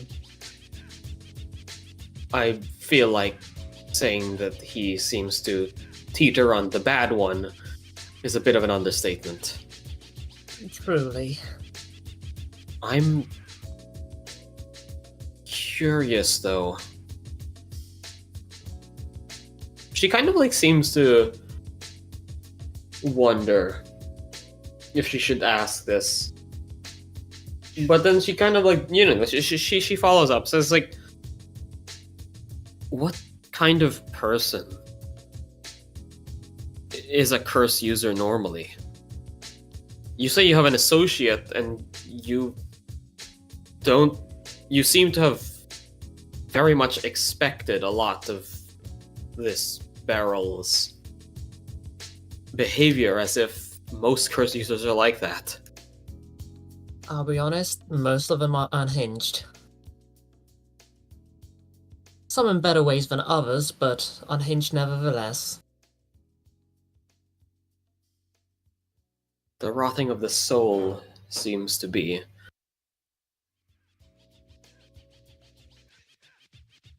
It's a scary concept. It is. Curses seem to be an ability that only encourage you to use them more and more as you, well, benefit from their power. And this barrel seems to revel in the fact that he has that power. Basically. I would be able to take him out in one fell swoop, but I also get the feeling that when talking to you masters, his threats were not idle. He seems like the type of person to be able to kill all of you by himself. Not because he's particularly more powerful, but because he doesn't hesitate.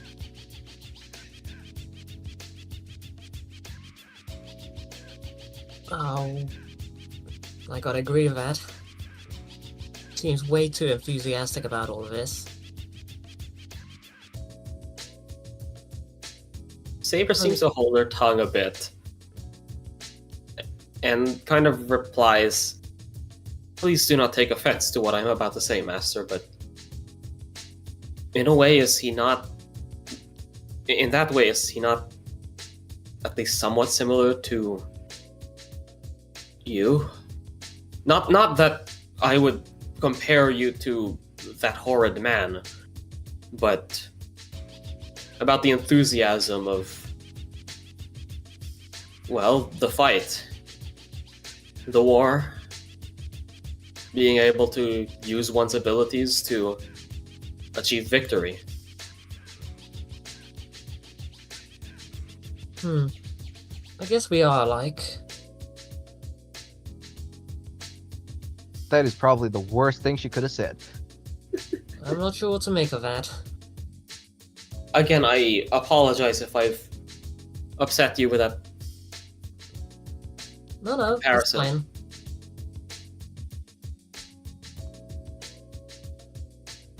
I've been a lot of places I've been compared to far worse. But why do you ask my opinion of him? Well, mainly curiosity. I'm should not be- quite sure what to make of him since... Well, it's hard to judge what a person like that is planning.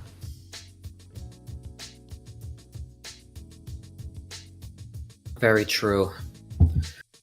Sometimes people like that, people who value chaos, sometimes the most chaotic thing is to be perfectly cooperative and just actually help you in the fight, no strings attached. That's something I've dealt with in the past. I'm sure you've heard stories of Morgan Le Fay, yes? That I have. A witch who uses black magic, enchantments, illusions to drive people to the brink of madness. But did you know that she was also a healer?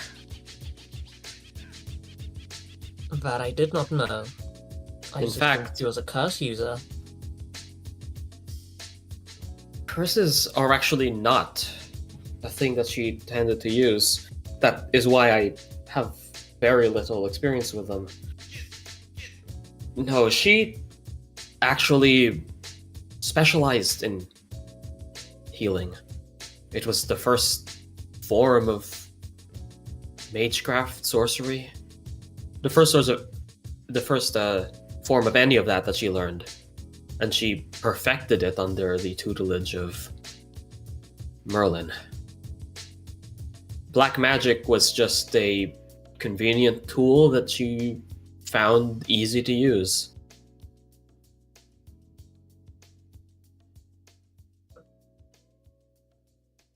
Huh. The more you know. The point being that I agree with you. This barrel is completely unpredictable, but just as much as he is a threat, he could be an asset. The problem is we have no idea which one of those two things he'll end up being in the end.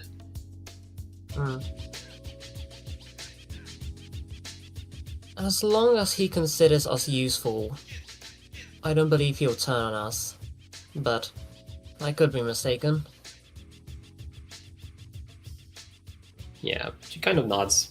And by this time, you stop outside One Police Plaza, and I'll say, because Jay gave you pretty good instructions, and also, you know what you're doing here, for the most part. You've never been in, New York exactly, and it's a bit disorienting seeing all, like, the bustle inside, like, this gigantic-ass police building. It's... You definitely get lost a few times. But... if, you just keep in mind the exact papers that you were told to fill out, and by the end of these 2 hours, you will have done so. Alright, neat. Okay. And, since Jay and Leon are both heading to Central Park, I'm going to actually ask, Bard, are you taking subway as well, or are you going to be taking car? So here's the thing. We not take. Okay, so we'd be taking. Know how to drive. Yeah. And I don't know if Caster know. I don't want to put that on Caster. Caster does not have the riding skill. I can tell you that much. So we gonna go via the bus, via the subway. Right. So, with the subway, New York experience. yeah, New York experience. I'll say that like after a couple of transfers, Jay and Leon. So you're not in the same train car until like like just a few transfers happen and you end up just kind of like you're on like kind of like separate ends of the train, but when you get up, you very easily spot each other like through like the crowd and just see, Spider-Man like, oh, pointing shit. meme. Yeah, exactly. Like, oh shit. Spider-Man pointing meme. What's it called? I think Ryder and Caster will both just like at the same time say, "Oh, looks like Leon / Jay's over there." I guess Caster would say Leon. Ryder would say Master of Caster. Yeah. Oh wait, wait. How do you fucking post GIF links? Leon will kind of like look over, and he does do like a little, like a nod, I guess, at Jay. Like obviously Jay is currently undercover, so he doesn't want to just be like, "Hey, over here, hello, buddy." What's it called? but he does do like a hey, what's up? Like like a knowing nod over there. Like out the corner of his eye, like still looking ahead. Like here's the thing, I know like in cities, like especially in New York, you don't look up. You usually look down. That's how you tell a tourist from a regular in the city. So that's what Jay's doing. He's kind of like looking ahead, but kind of down. But out the corner of his eye, from military training, he kind of spots Leon. Yeah. And he kind of does the sort of like nod, like kind of like just so Leon knows, hey, Jay acknowledges him, but also keeping low profile as well. No, what's it called? Leon does do like a gesture of like, almost like if he's trying to kind of like indicate anything comes up, phone. Does like the little like hand gesture with like the phone. Yeah, the hand gesture for the phone. Yeah. Yeah, Jay takes that into consideration, and he won't text Leon till he gets to hotel. Alright. Unfortunately, you're also headed to the same direction. Yeah, because you gotta go through Central Park to get to Harlem. Yeah. It is that awkward moment where you say goodbye to the other person, but you're still walking the same Walking in the same direction. Yeah, exactly. Like you do all these like covert hand signals, and then you just enter the same fucking train car. Dang it. Once we're actually out of the station and like on our way to Central Park, Leon does actually like just kind of walk over. I will say. Oh, go ahead. I will actually say before you actually because since you're on Subway. Oh. Random encounter. Yeah, random encounter. What's the random Subway shenaniganry? Which one of you wants to roll the random encounter? You can decide among yourselves. Jay, you're the American. Damn. Dang it. Say, like, Jay, you're the American. You get to roll the American random encounter. Okay, fine. We get to meet New York man, the equivalent of Florida man. I don't know if New York has the equivalent of Florida man. Well, I know there's like videos of random people who do like performances on the subway. For the person in here who's from New York, let us know. Isn't there a tuba battle at one point? No, saxophone battle that happened in the fucking New York subway. Yeah. Imagine if that happens. All right, check this shit out. I got a map for this. Yeah.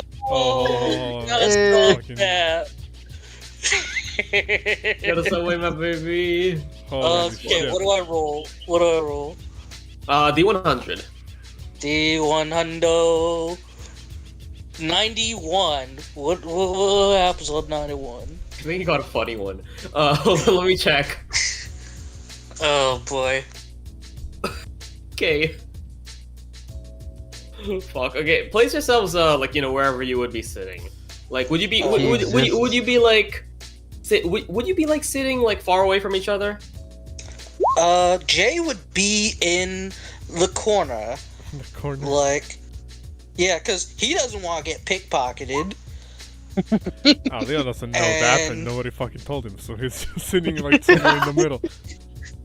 Yeah, so Jay's kind of like him sitting like near one of the ways to the exits and like up against like a wall, and it's cool that it's on that side of the train because he mostly since he has like an over. Oh yeah, it's friggin' December. He's got the overcoat on. Yeah. He's based. I'll put our favorite crowd generic token. crowd token. Generic crowd token's back.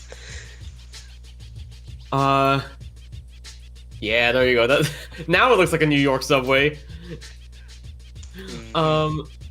So as you as you're just sitting around having the New York experience, like, just going through tunnels, like seeing very much just like, if you've ever been on the New York subway, it's a very like interesting sort of like look because of how the subways are all like elevated. You very much like constantly see the skyline when you're overground, so you very much get like a quick glimpse of like a lot of like, I feel like for you, Leon, it's very much like a thing of like, oh, I recognize that, I recognize that, I recognize that. I don't imagine Ryder is very happy of us taking this public transportation. The fucking subway. What's it called? Meanwhile, both Jay and Cass are having the most, like, internally, it's the, oh shoot, being in a place that's new for the first time. Because Jay's never been to New York. Caster seems almost more acclimated to it than you do. In terms of just like interacting with like these like huge crowds of people.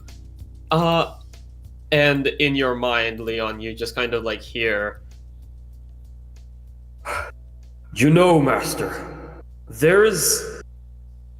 when we are in our spirit forms, we are intangible, but we are still present.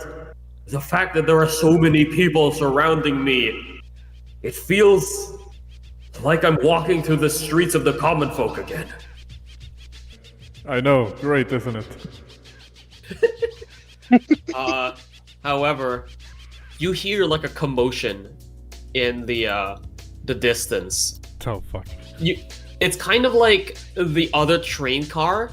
You hear like screams of like genuine fear as you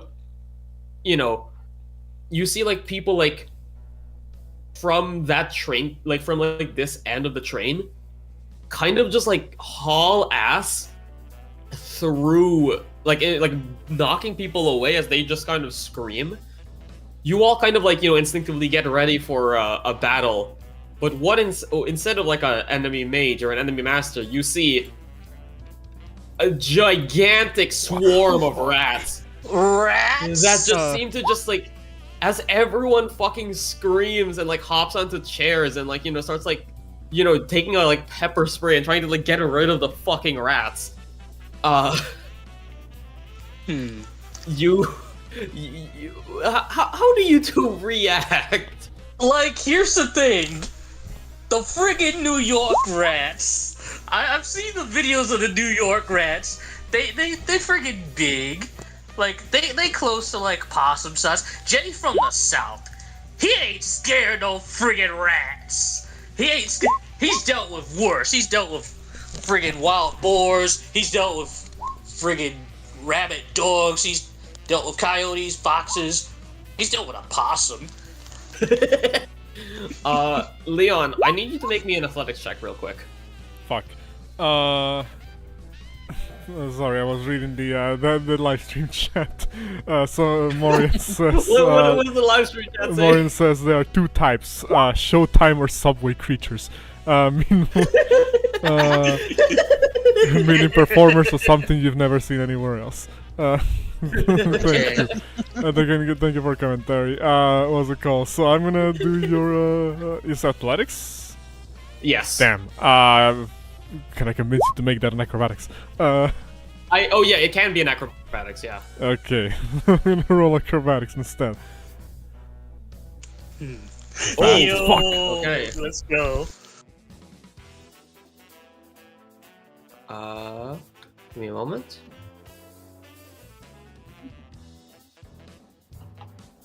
That's not rolling for some reason. Oh, it's because it's CGM. There you go. As you see, manifesting, like, you don't see it.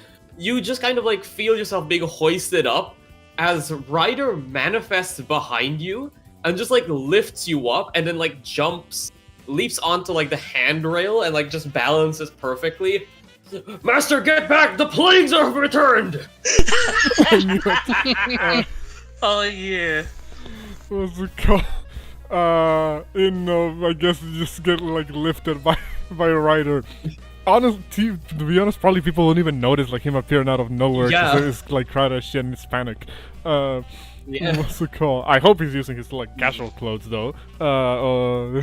He is. Okay. What's it called? You know, Leon just gets lifted and he's looking at this fucking swarm of rats coming out of the the fucking nowhere basically.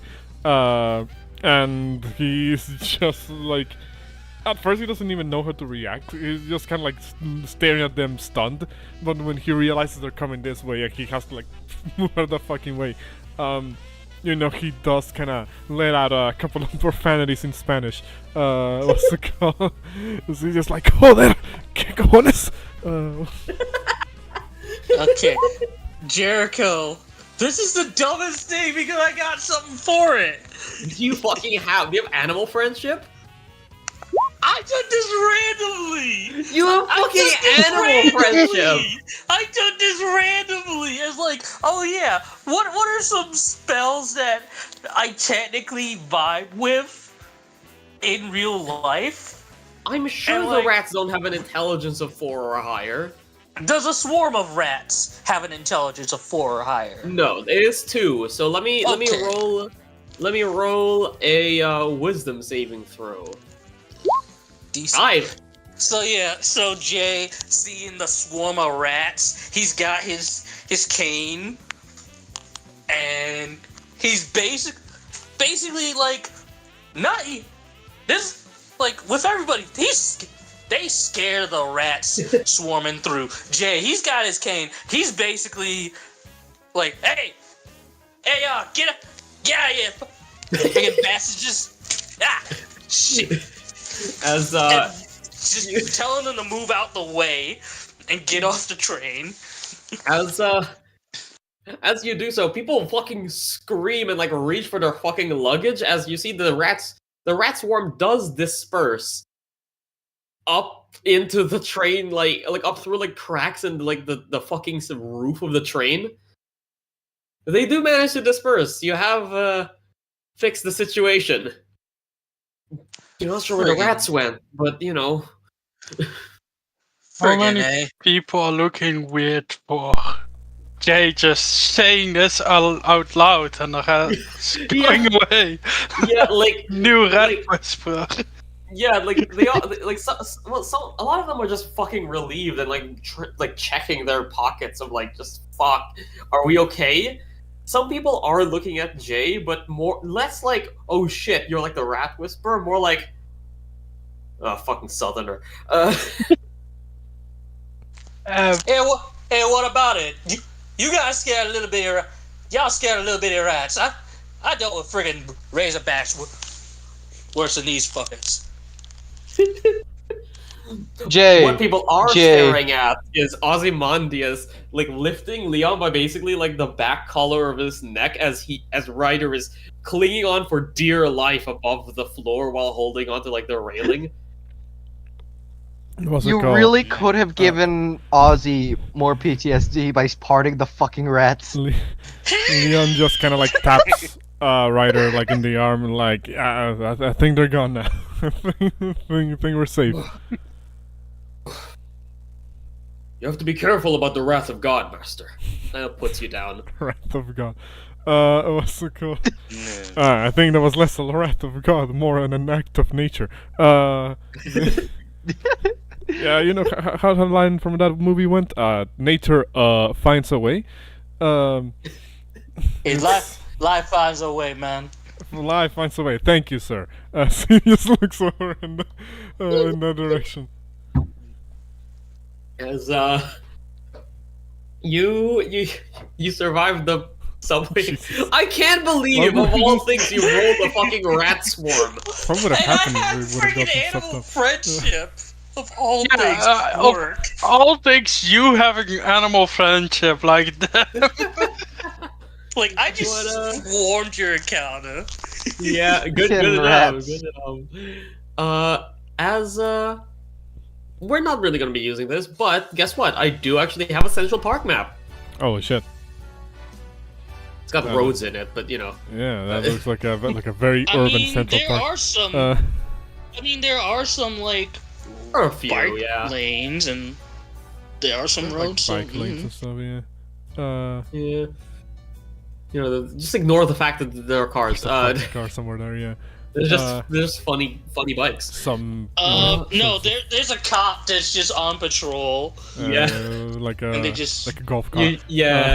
You just see like a fucking like cop car like patrolling, and then like they're just like you just hear people screaming, "Hey, get off the fucking Central Park! You're ruining the beauty of the fucking park! Nice. Get the fuck out of here, copper!" Gotta love the New Yorkers. Disclaimer that's, for those. Disclaimer for those in the audience that that are joining us. None of us are American except for Jay, and he doesn't live in New York. So. Yeah, I live in the South, so yeah, no. So We just fucking encountered Jay Schlatt. Any inaccuracies you may see from our depictions of New York are entirely accidental. Yeah, I apologize for not swearing enough. But what's it called? So yeah, you made it. Central Park, very spacious park, fucking huge, very. It's. I'll say that like I get you neither of you are from like really like the countryside, particularly. So Jay is. yeah, like the fucking the air is probably fresher where you are from, and you probably could have like kind of felt these sorts of like, I don't want to say congestion, but there is like a sort of New York like Smog. air texture to it. But in Central Park, it's a lot clearer. It's a very strange, gigantic patch of just like greenery that is so horribly juxtaposed by just literally just like blocked out skyscrapers all around. You see a lot of carriage-driven horse tours. You see like people just like cycling, having picnics. It's very idyllic, very different to again like just the rest of New York. You're very much impressions of course, Jay, you're just passing by to get to Harlem, but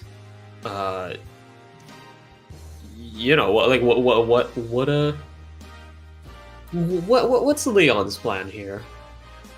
Honestly, not a lot. He just wanted to just spend time wandering around Central Park. Obviously he's heard that some stuff happens here. Like there's like performers, there's like tours and stuff. So maybe if he gets a chance, he might like engage in those as well. What's it called? I'll say. Oh yeah, go on. Obviously, he's not like being like super off guard because at the end of the day, he does know that there might be some people around that wish him and his harm. So he is like still, but the priority, I guess, in this particular scenario is him just being chill with it, I guess. Yeah.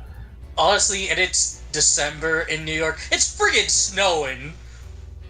So right, probably. Yeah, it does. I guess. It does snow in New York. I will say that I am actually keeping track of what the weather was like in December 2023 of New York. It's actually sunny right now. I'll say that much. It's actually very nice. If I was petty, I would use infinite variation to replicate Druidcraft and see what the weather's gonna be in the next 24 hours. I mean, you could fucking do that. I have the information. But hey, let's live in the moment. So. Yeah. What's it called? I think one thing that like Ryder kind of does, he lets himself manifest because it's an open park. He wants to walk in his own 2 feet sometimes, and he very much like takes in a deep breath. Master, the air here is very different to to what I'm used to. You know, that comment can be taken a number of ways. Please elaborate, Ryder. Well, the greenery all around.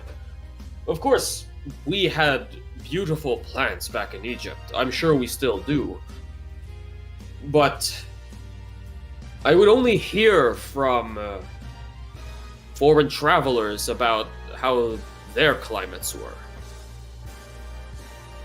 I can imagine this is what that King of Knights was often surrounded by. You know, I can see it, I think.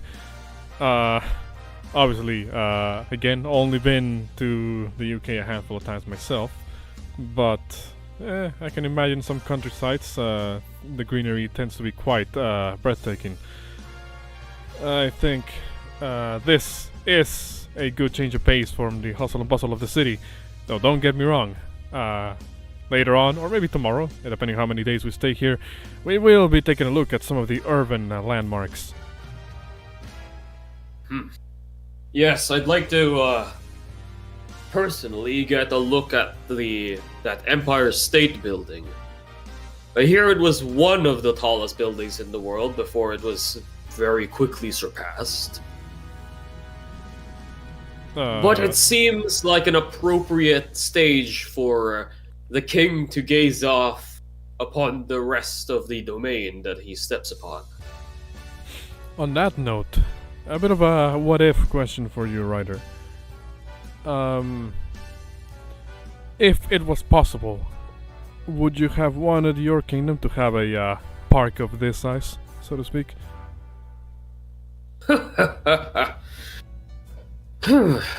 That is a very good question. I know that this world, as it is now, is full of cultures mixing.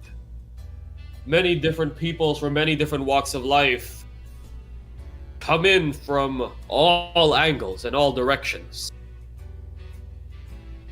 If that was to be the climate that I lived in, I would like to have something like this.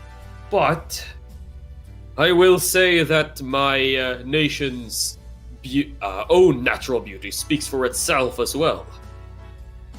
While this is very nice, I cannot help but be patriotic to the hot sands and beautiful oases of my homeland.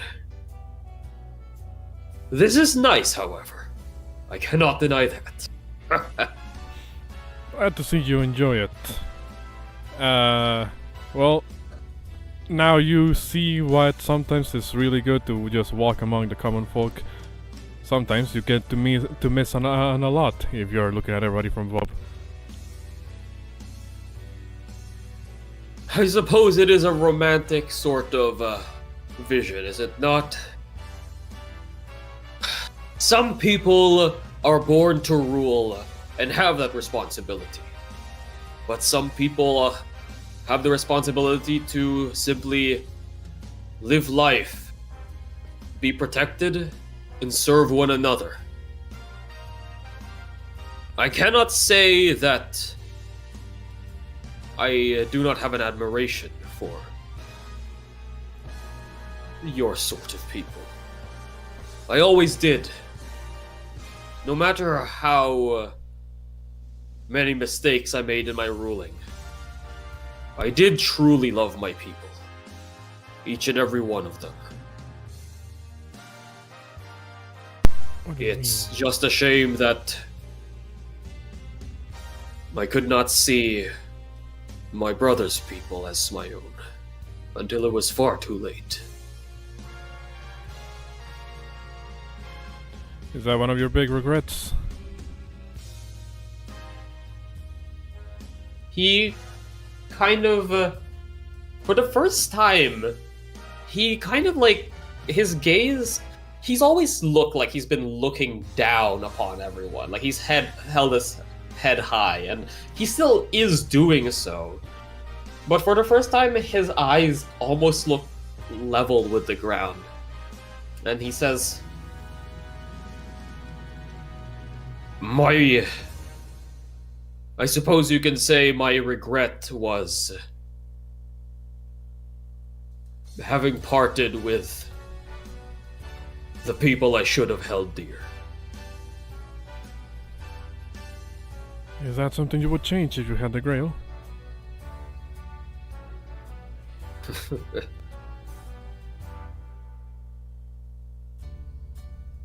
He just kind of gives it like a bit of chuckle and like says, I believe that my path and the path of my brother, they were paths that were destined to happen for the course of human history to continue as it did. I would not use the Grail to change the past, but perhaps to speak with him one more time. Perhaps that could be something the Grail could arrange. So a reunion, some closure? That's what you're looking for? Of course, I have said before that my wish for the Grail is to lead my people into the prosperity that I should have always given them in the first place. And to make sure that all are happy under the Sun God's rule. As, he seems to be back to his, like, normal bravado, but he does, like, add one final sort of, like, calmer tone and says, speaking to my brother would be a selfish wish. I believe he is happy where he is right now, and I would not wish to drag him into another situation due to my own whims.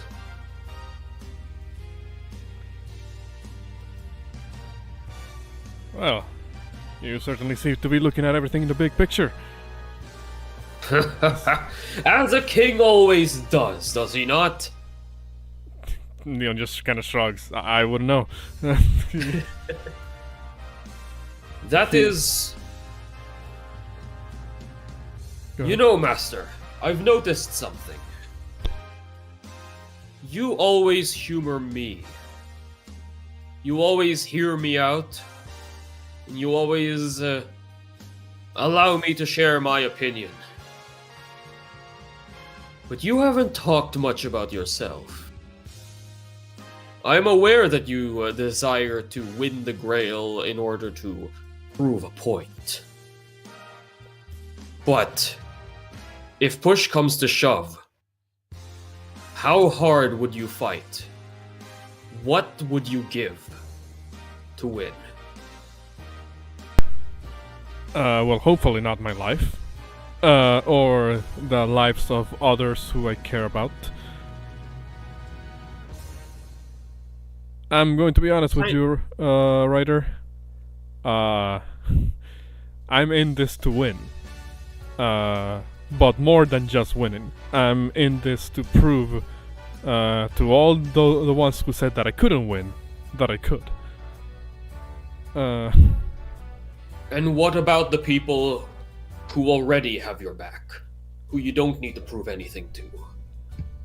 He kind of, you've been walking for a while, but he kind of like, he doesn't stop, but he kind of like makes his way in front of you and like turns around and very much like forces you to come to a halt. He then says, you wish not to take the lives of those you care about. But you do realize that if we are to enter a Holy Grail war, it will not be against the masters that we have been hired by Katya to defeat. It will necessarily be amongst friends. And who decided that? It is the will of the Grail, is it not? Well, the will of the Grail is kind of stupid, if you ask me. Because as we've established over the last week, the rules of the war seem to be constantly changing. Who's to say that from one day to another the rules won't change again, and means that we won't need, to be at each other's throats? While that is very optimistic, Master, you, I remember, were being hired by Katya to deliver the Grail to them. Once you defeat the enemy masters, the Grail will be handed to Katya, and they have promised you to grant all of your wishes. But do you see the problem with that? That they get to keep the omnipotent wish granting device under their wing? I can't imagine how that could possibly go wrong. While that is a complication, there can only ever be one winner. The Grail is not a true Holy Grail. It has been explained that it is a magical conduit, essentially an outpouring of souls distilled into a container. It does not have enough magic to supply all of us with wishes. In fact, there are the chances that it might not even be able to grant both of us our wish if we were to win. See, I don't precisely have a specific wish of the Grail. Because what I wish for is not something that can be fixed by just snapping my fingers and, hoping that it all goes better. My want, more so than my wish, is to change the way that Magi society works. And if I just do that by weaving true magic into existence, well, that wouldn't be exactly fair. It wouldn't be exactly fair. I am in agreement that change must be done by one's own hand and not by the will of the divine. But that change can only be done if you accumulate power, Master. Well, I don't know. I think I'm pretty powerful already. Go ahead. Unfortunately, you will gain the respect if you manage to survive and perhaps touch the Grail for your own self. There is no doubting that. But in order to make substantial change, a ruler must have enough power to enforce their ideals, no matter how benevolent. Master, my brother fought to free his people, free the slaves under my rule, and bring them into salvation. That is undoubtedly a desire to change society's fabric as it was. And yet, he had to slaughter so many of my men using the Angel of Death, the plagues, and indeed the Red Sea. The road to hell is paved with good intentions, is all that I am saying. And I hope that you seriously consider what it is you are actually getting into. When we got attacked in Greece, and we had to fight back against those uniformed people, we killed some of them. Hell, we even killed some of them back in Bristol. I know that lives are getting lost here, Ryder. I am not blind to that. I just wish we could do with less of that. Ideally, even if... Go ahead. No, finish your thing, actually. Ideally, the way this would go is that we found out that somehow the enemy masters are like, well, not our inner circle, of course, but the enemy masters that we're hunting down are bad people. We take out their servants, and now they're out of the war. And, well, then we just go on about our business. We eventually find the Grail. It's powered up. It gives us our wishes. We deliver it to Katya, or, whatever process that goes. And then we all walk our separate ways. But I have considered the possibility that things are not going to be as simple as that. I know that with Magi and Magecraft and, well, even true magic, I suppose, it's never that simple. I hope that if the time comes when I have to face the others, well, that we could find a way to, I don't know, get around some of the less good aspects of this Holy Grail War. See, I wouldn't even be mad if... Well, I'd be mad for you if we end up losing. But I wouldn't be mad for myself. Because if I make it at least towards the finish line, well, I think that already speaks of ourselves quite highly. Let me be frank with you, Master. I admire your humility and your idealism. But I am also in this to win. I will follow your orders as I see suit. And so far, your orders have been nothing but exemplary.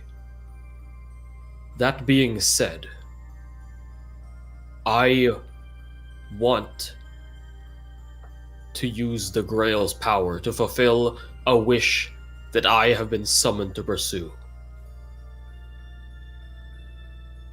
I hope that there is at the very least an understanding of that. There is. I do not wish to betray you, and in fact it would go very much against my principles as king. I will make sure that no harm comes to you. But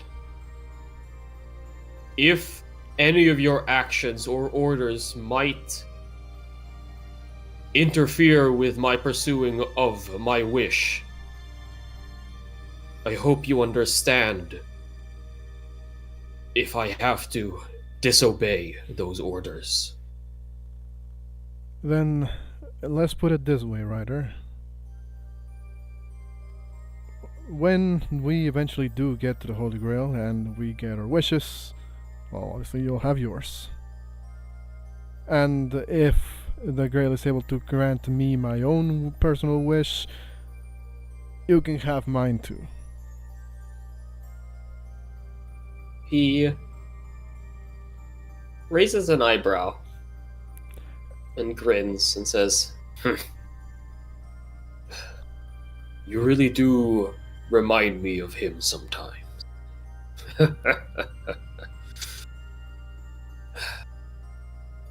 Very well, I am satisfied with our chat for now. I apologize for making your leisure time much too heavy. Well, I suppose these types of talks have to happen sometime, sooner or later. I'm just glad we were able to have it now and not, say, in front of that idiot back at the airfield. I have not been given reason to strike him down. But just say the word and I will gladly follow that order. Definitely talking about me. He thinks for a second and says, on that note, if at any point that Beryl Gut person, tries to pull something, please promise me you're going to be there to help us shut his ass down. A curse user is nothing but a charlatan in the face of the sun god. I have faced the wrath of the divine. Paltry black magic has no place in my kingdom.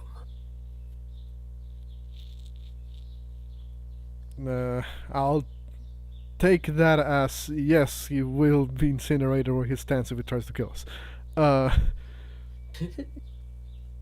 I'm honestly kind of disappointed. I was really looking forward to meeting one of the associates of Clear Sky Wodheim, but this guy is nothing like how I envisioned. I noticed he knew you by your first name. Yes. I also got the idea that he might know a lot more about you than is particularly advantageous. I think he knows a lot about us, everybody on our team that is particularly advantageous. He will slip up one Jay. He will slip up one time. Leon is very convinced that he actually knows Jay's real name, but he didn't call him out. What's it called? He will slip up one of these days, I'm sure. But until then, we need to keep our eyes open and our ears. I forgot the term in English. Whatever. Just keep keep up the good work in trying to be attentive, I guess. Hey. And because of that, Leon, you have an inspiration. Cool, Leon. So, there we go. As Jay makes his way to Harlem, I'll say we enter phase 4, 12 p.m. to 4 p.m. And Jay, you're in Harlem. Alrighty. Okay, so we in Harlem. So first things first. Quick stop at the Holiday Inn. Yeah. Because get your booking. Okay. So yeah, we booking hotel, but like with the shenaniganeries I sent earlier this week, we buy another room in the hotel. Just for your boy. Right, so the Holiday, how much would that be? Like, for a room? Here's the thing. Jay used friggin' online. So instead of it being like $100 and something a night, because we're assuming it's going to be like for the week, Jay has provided our mans a week, so he's gonna be there for. It's gonna cost him around $120. So knock that off. So that's per night, isn't it? Altogether. For how long? For the week, because Jay. For the week, all right. Because Jay went on friggin' Expedia and got some discounts. Okay, fuck yeah. All right, so for the week, you send that off to the QR code off to Troy. Hope he knows how to operate a plane. He probably knows how to operate a QR code. Yeah, and when we get to the hotel, Jay's buying another room in Cashola for security purpose, because Jay don't know if this is our fallback room, just in case old boys want to try and jump us in the night or some shiz. Yep. And so you all so you managed to get that sorted. Mhm. And your next order of business, I believe, is looking for rumors. Yeah, so we going down to the barber shop. Yeah. Okay, so I'm going to say roll me a D100.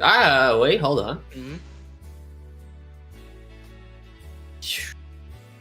I'm thinking here.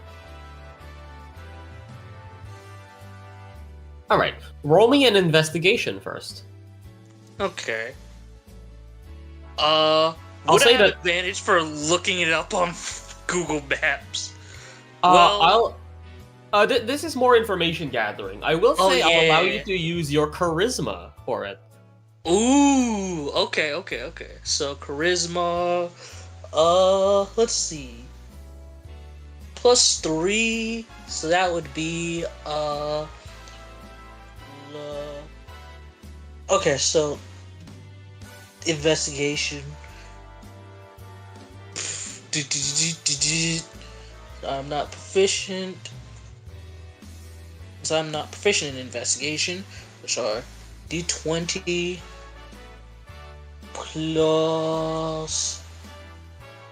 plus 3, that is 16. 16. All right, then now roll me a D100. Okay.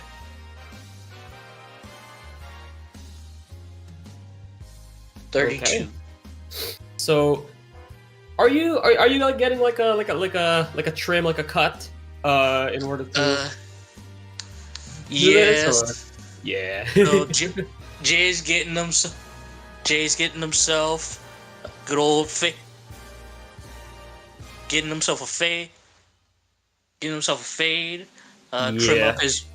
Trim up his goatee and mustache.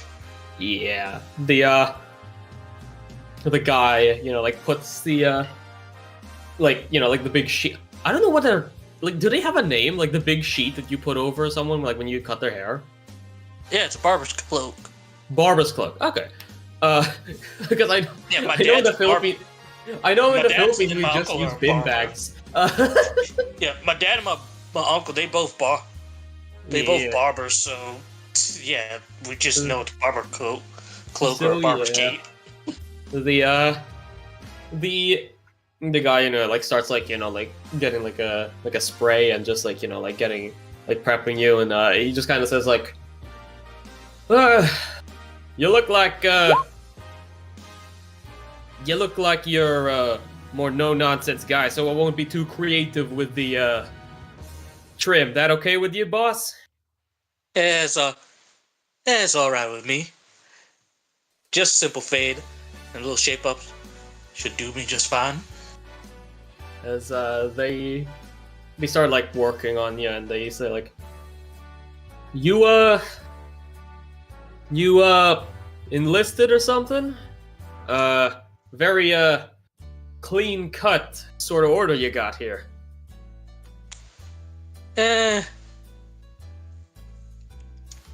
I did.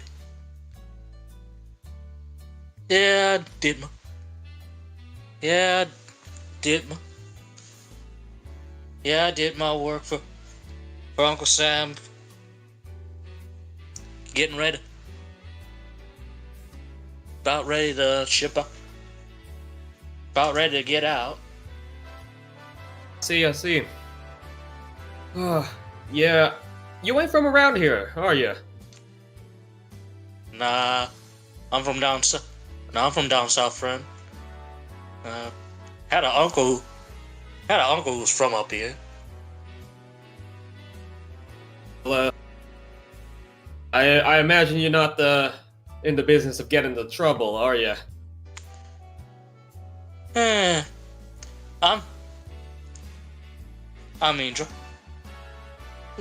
Trouble sometimes finds me. But I try to keep my nose clean.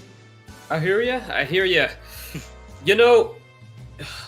It's hard to keep your nose clean in New York City, And that's especially with all the crazies going around. You know, something mean's been stirring up in the streets lately. Oh yeah, like what? You ever you ever been to the Met? They got these night exhibits now that are showing. I heard there's been a lot of robberies around the place, and now we've got people running around in night outfits, just praising like the one true Lord or something. A night? Ain't no Christians I've ever heard of. Okay, so Jericho, you said a night, dude. Not a night, dude. A bunch of knights. A bunch of knights? Just walking around. So, what, like We've a got Ren Fair or crusaders. something? Yeah, you'd think they're like Ren Fair fools, but no, I've you didn't hear this from me, but I've heard a buddy of mine confirm that they pack an actual heat. They've got actual swords.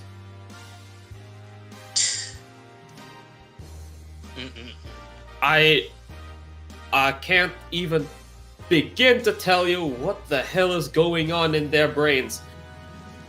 I can tell you that somehow they get away with it. Cops don't stop them. Apparently, it's some sort of they can't get them on accounts of, I guess, their religion or something. Demands they wear the armor. Don't make no sense to me, but I mean, hey, you This believe is what the you way. believe, right? Look, you hear a lot of crazy stuff going around. So this is a first for me. Just hearing some folks running around, knights shining armor in the middle of the city. You said like the Met? I don't know if it's linked. See, apparently that buddy of mine I was telling you about got a closer look at him. They made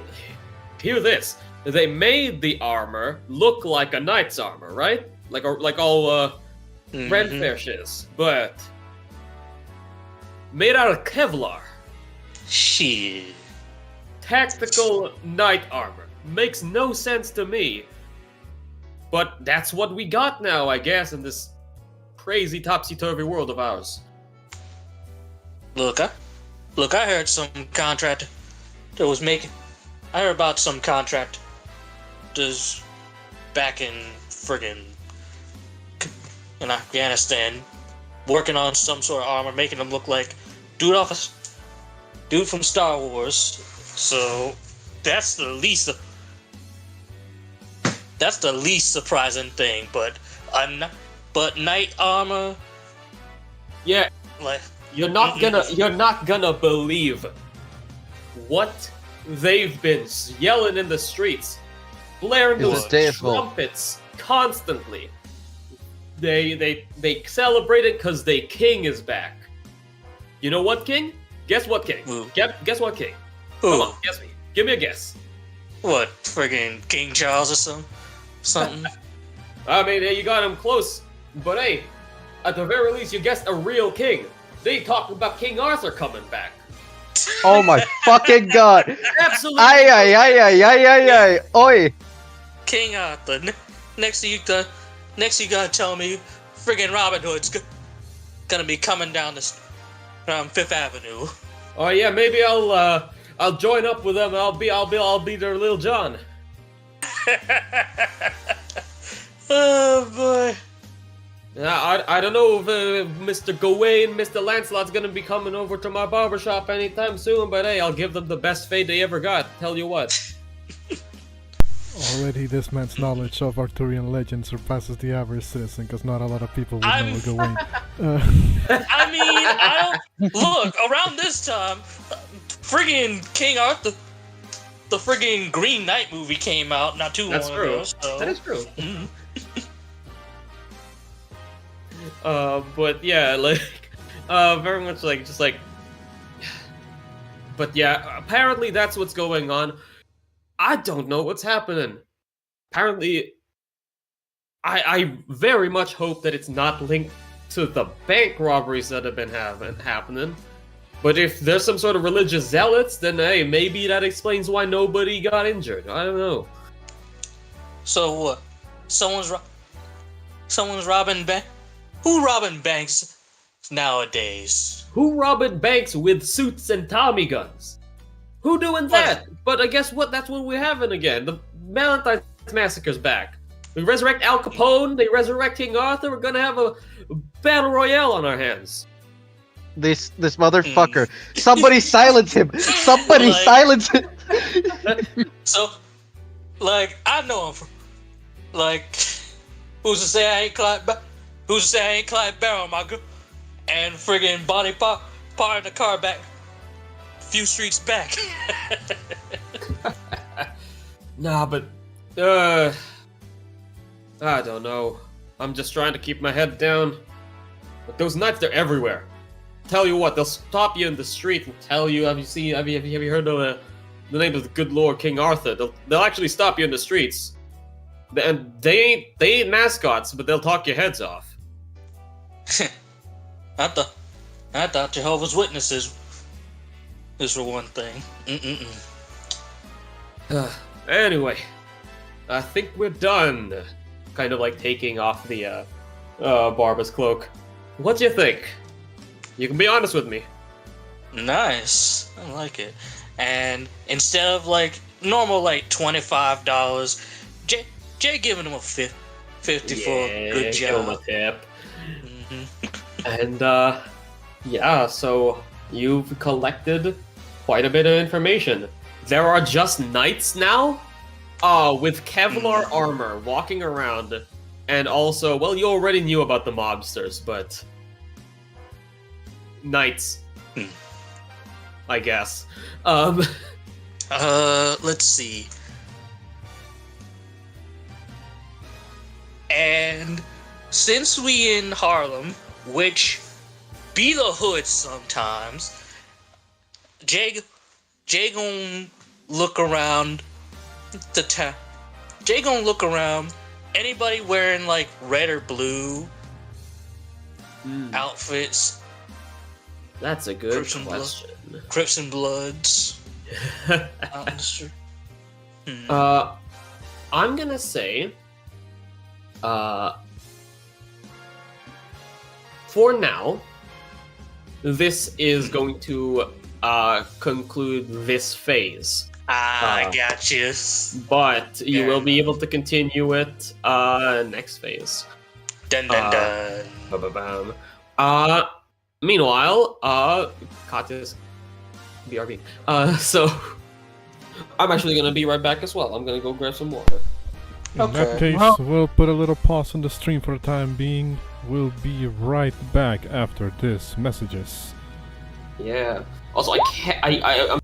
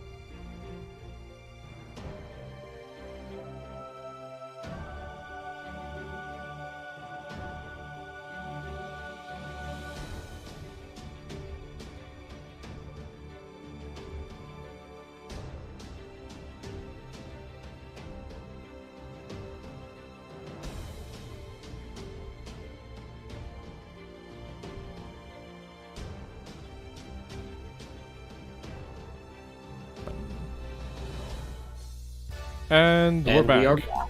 Yes. Perfect. So, when we last left off, you guys fucking know. Anyways, so we're going back to Katya. It is now in the wee old hours of 12 p.m. to 4 p.m. Jay was doing his investigations, and Katya moves over to Central Park for a little what's it called?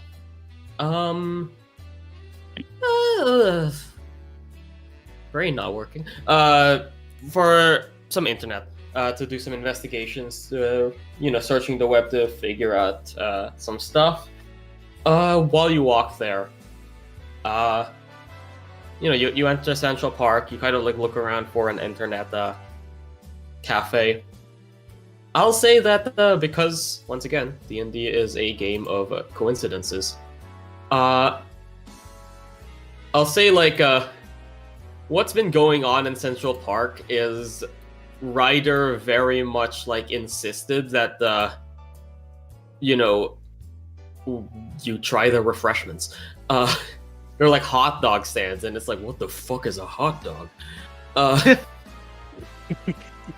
And this is the what do you call it? Pumpkin spice issue all over again. Mm-hmm. As I'll say that like you're seated around the area where Katya notices the internet strength is best, and what's it called? Ryder is actually the one who calls out, King of Knights! We just mentioned you in a previous conversation. Bro, not that loud. This motherfucker. Jay's not here. Temple voice. Saber just does like the cut it out sort of like gesture to Ryder, who like looks at her like with like indignance. I don't know why, but I expect to see like a fucking platoon of knights being like, did somebody say King of Knights? Deus Volt, Deus Volt. What were you chatting about? Just live stuff. What? I didn't expect you to see you two here. I thought you were doing some important business. Well, I sorted my firearm license now. Now it's just a case of doing up some research. Remember how it was mentioned that there are constant robberies around? Well, that's not worrying at all. The bank robberies. I swear you heard about that. Bank robberies, even. Well, we picked a hell of a time to come by to New York, huh? Leon at this point kind of like gestures to Ryder to maybe like, I guess get like the seats a little bit closer, just to like ask a couple of questions, Yeah. And says, "You don't suppose it has to do with the thing?" I'm pretty sure it does, and well, I'm gonna figure out which banks have been robbed, and try to figure out which banks are gonna be robbed. That way we can lay an ambush.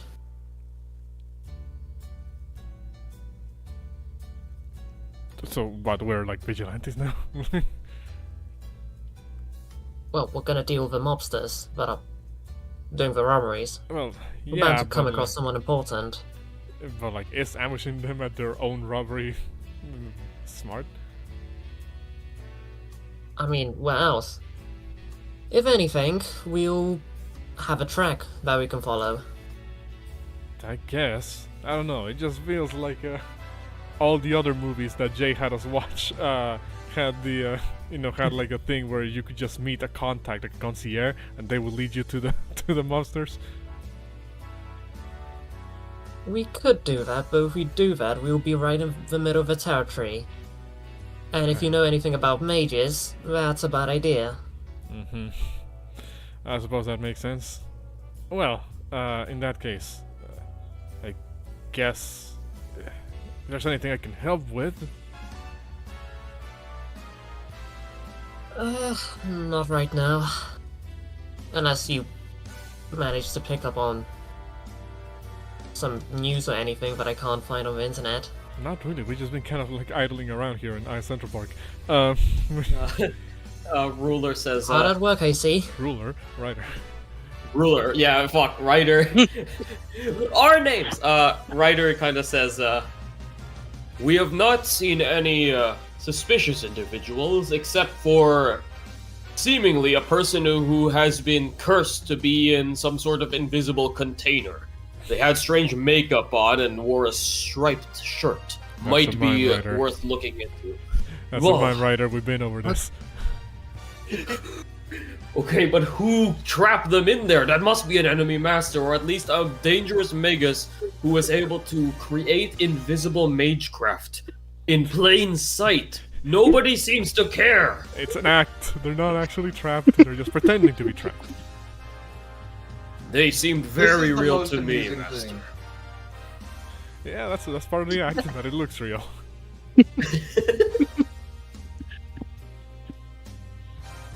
As you can see, we've been having a wonderful time.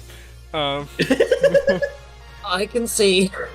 Speaking of which, I realize we're intruding in yours, so we'll just leave you to your own wonderful time together. Go on, Ryder. I know I heard they're having some Shakespeare in the park over there, some type of event. On that note, do you think Shakespeare can be a servant? Is that like a thing that can happen?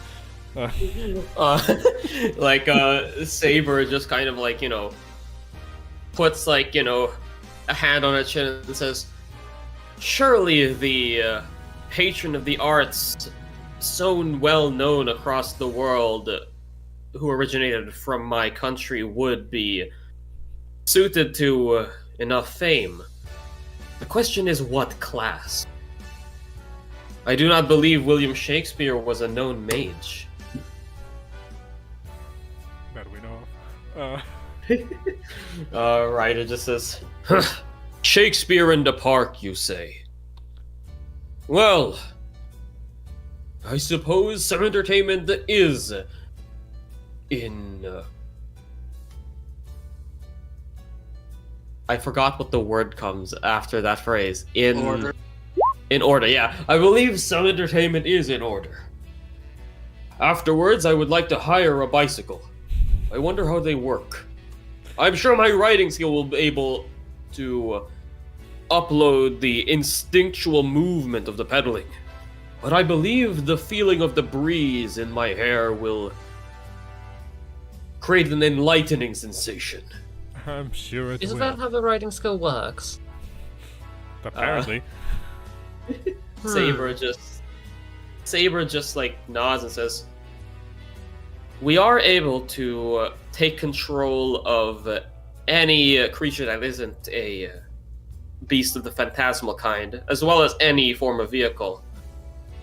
We're aware of how the vehicles work, but in terms of piloting, it is still a new experience for us. Just internally, I'm just thinking to myself, I've got an idea. Well, very well. Master, let us be off. Right. He does kind of turn around back to Katya for a second and says, again, if there's anything we can do to help in this investigation of yours, just give us a call. Well, give me a call. Ryder doesn't have phone, obviously. Right, if you hear anything interesting, just send me a text. Well, if the mobsters just so happen to also like Shakespeare, I'll definitely let you know.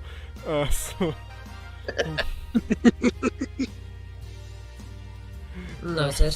See you around. He says he gets out. See ya.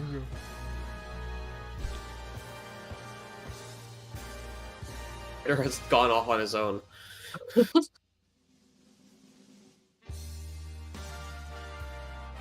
Eat banana. But yeah, as Leon goes to chase after Ryder, you've got a good Wi-Fi signal. Nope, looks like I'm the only one doing my job around here. Saber just kind of like, chuckles a bit, but says, surely, the other masters must be doing their own forms of reconnaissance.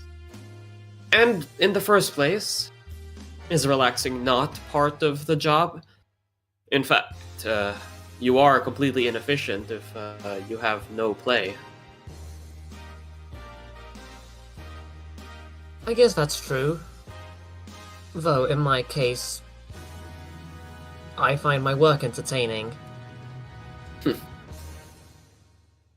A dutiful one you are. But, what exactly are you going to be searching up, Master? What's your plan here? Figure out what bank robberies have occurred, when, where, plot them out on a map, and within a certain degree, we should be able to figure out where they could strike next. Okay. You? So roll me an investigation check. Okay. Actually, investigation, that's an intelligence thing. Does enhance ability work with that? It would, yeah. Yeah, enhance ability is like any of the ability checks. So.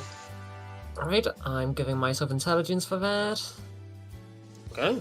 And investigation. Ooh, okay, that's a 17. In that case, you managed to, look up a whole bunch of different, new... It's actually all over the news. It's not too hard to find, but, of course, the challenge here comes into, triangulating the, cause of, where everything is. Why do they think the banks they do?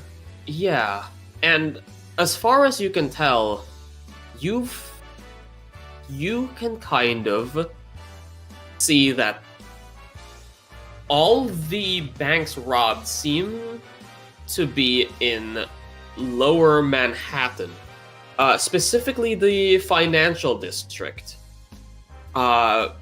Very much hitting where it hurts in a sense.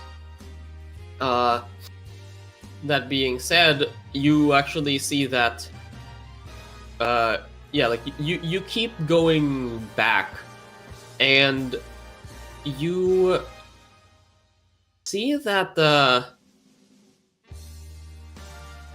hold on, give me a quick second to see where this actually is.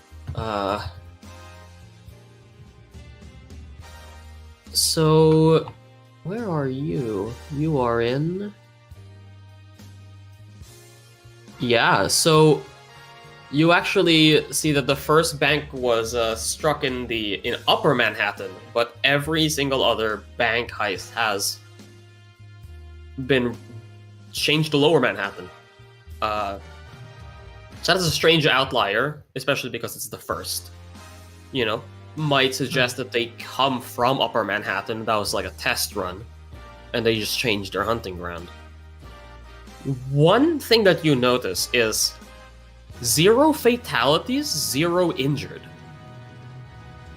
Not even any cops were injured. There's a lot of property damage, and they seem to like using dynamite for some reason. But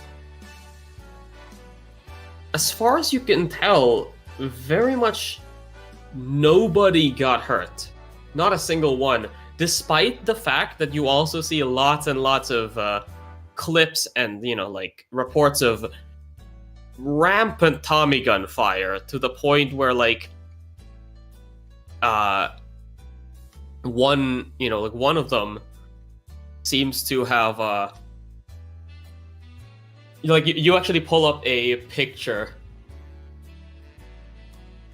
where somebody's used a Tommy gun to, fire bullets in letters into concrete of a bank wall that just says "Eat shit, NY Bank."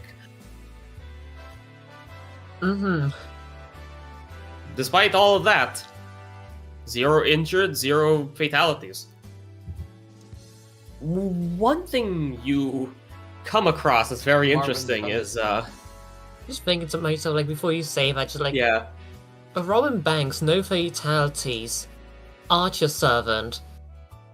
Did Robin Hood have white hair by any chance? Did you say that out loud? Yeah. Meanwhile, Jay, the one who has the Book of Servants, ain't here. Well, you get the text in the group chat that I sent. Yeah.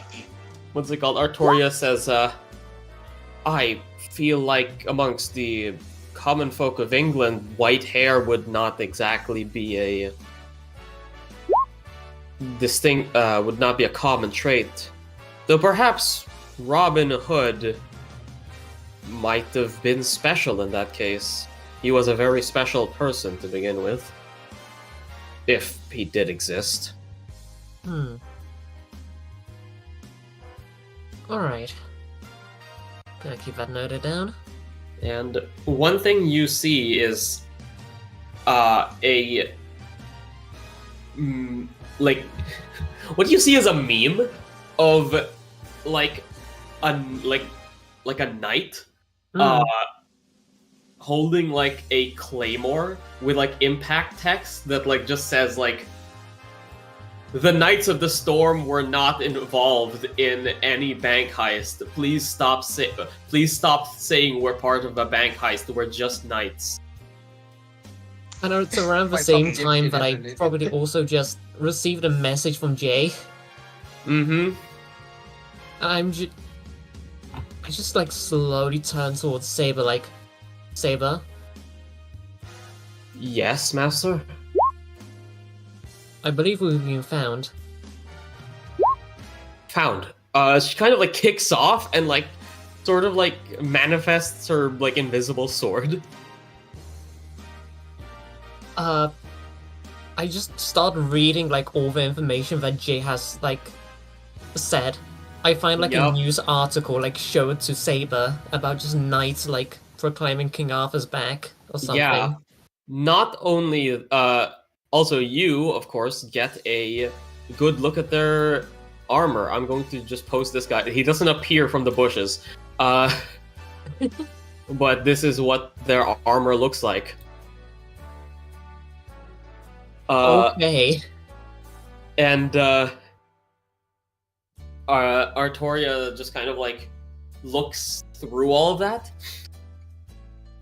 demanifests her sword, kind of like grabs your tablet and just starts like scrolling through it and says, Knights, they call themselves the Knights of the Storm.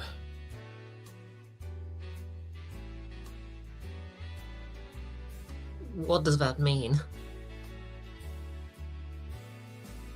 So they seem to perhaps worship the aspect of my legend that prophesies that I would be the leader of the storm of the Wild Hunt. Of course, that is not a prophecy that has been fulfilled, but they seem to be very zealously awaiting my return.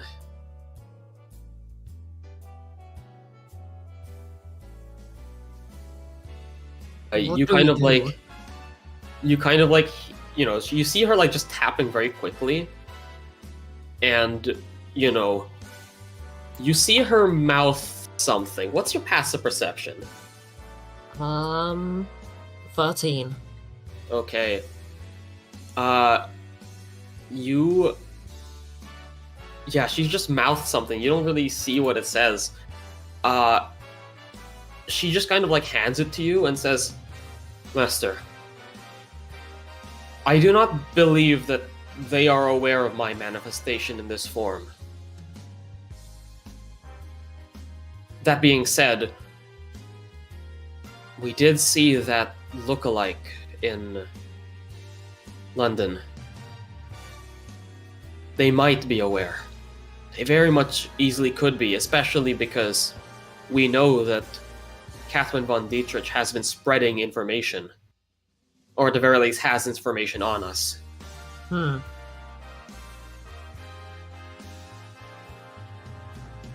Alright, well... I have reason... Careful. I have reason to believe this group might actually be less charlatans and more of a potential threat, if their claims are true.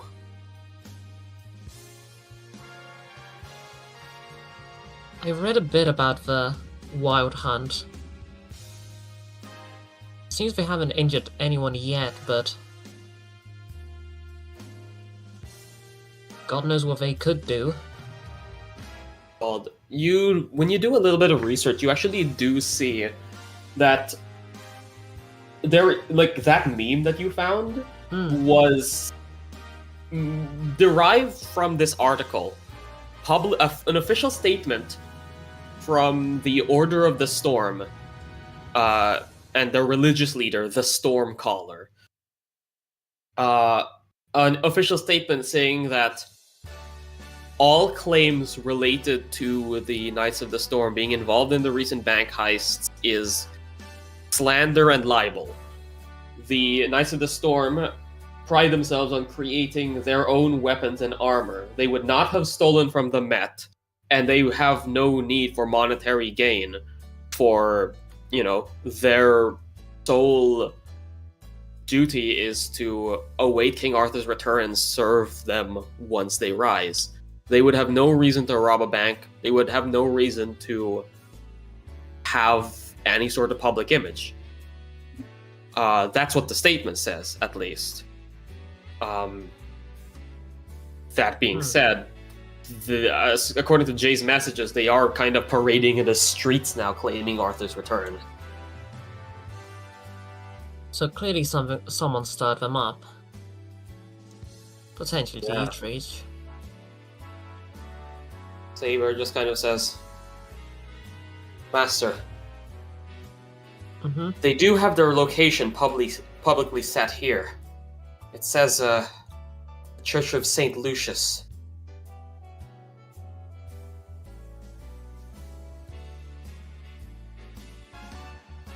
Do we ignore them or do we go there? I'm not sure, but if they are truly followers who await my return, perhaps they could be turned into allies. That may be optimistic of me, but I leave it up to your discretion, of course. I say we reconvene with party, and if we are to go there, we go there together. She nods and says, I believe that may be a wise course of action, yes.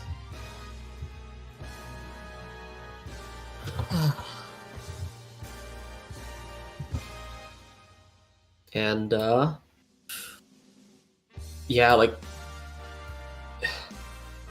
Saber just kind of shakes her head and says, there has been too many instances of my reputation causing chaos. Too many people idealize me.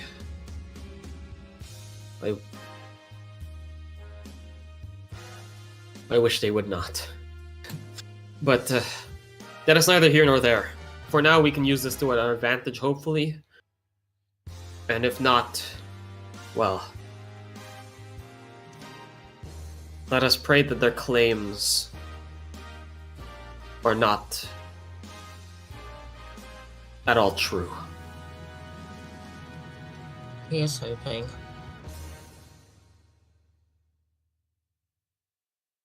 And, do you do anything else? I imagine after some time passes, I'm not gonna say it immediately, but I just continue, doing my research, and eventually I do raise the question, since we seem to be just alone in a park.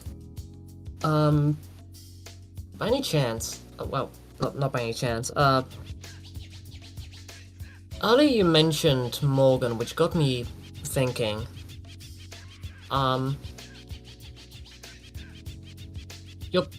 in your past life, you famously searched for the Holy Grail, did you not? Yes. I would not have been able to hold it with my own hands, but I sponsored the knights who would eventually collect the true Holy Grail. Eventually, one of them succeeded.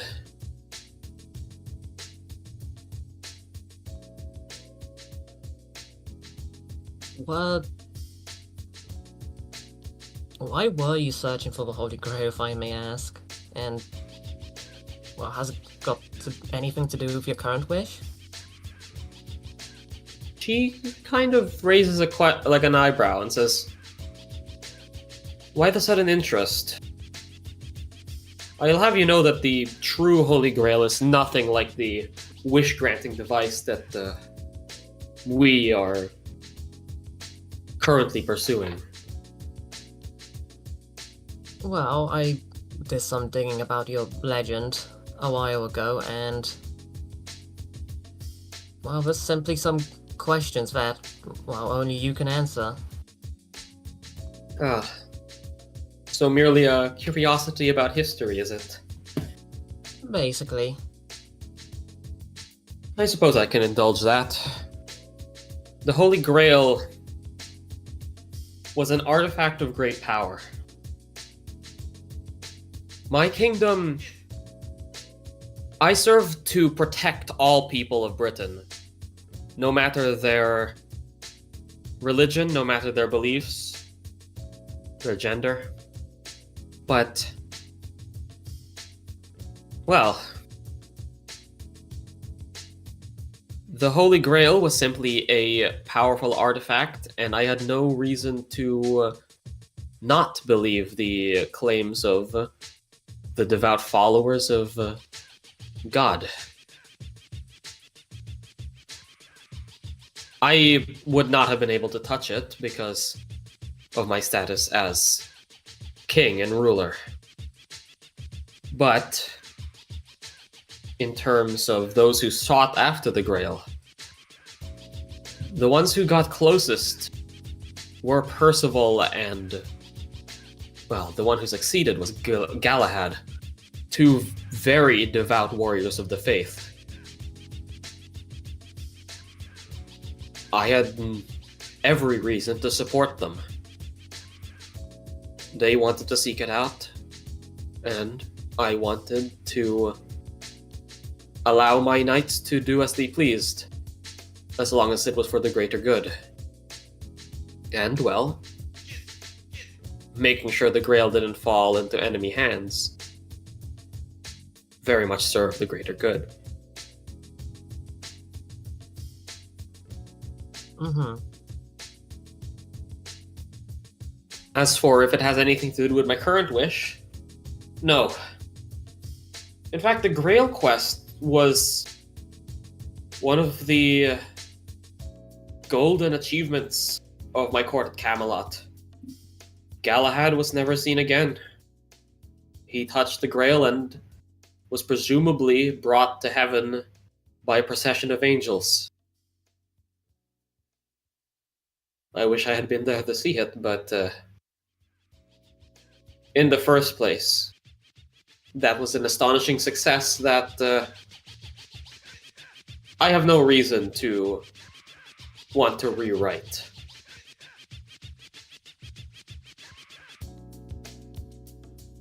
What?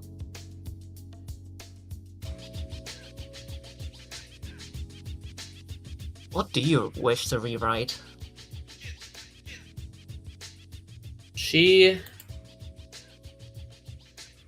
Roll me a persuasion check. Okay.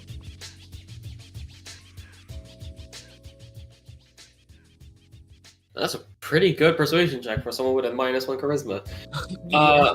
But Saber kind of says, I've told you before, it's to rewrite a mistake. A grievous mistake that I made in my past.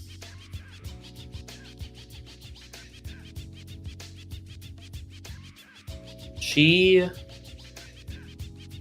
stays silent after that. Not because she's finished with her answer, but because she's hoping. Like, you can tell that she's hoping that, like, that'll be enough to sate your curiosity, even though she very much knows that it's not.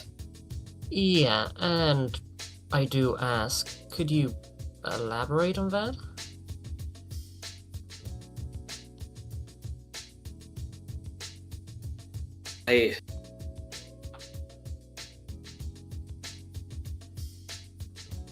I wish to. I truly do wish to, but please, can this wait until a point where I deem it necessary?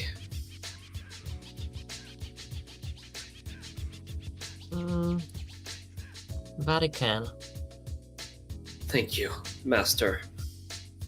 I will at least tell you that there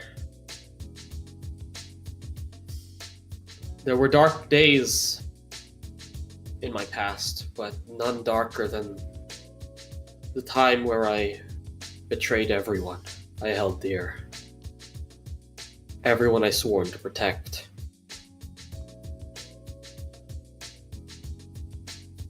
And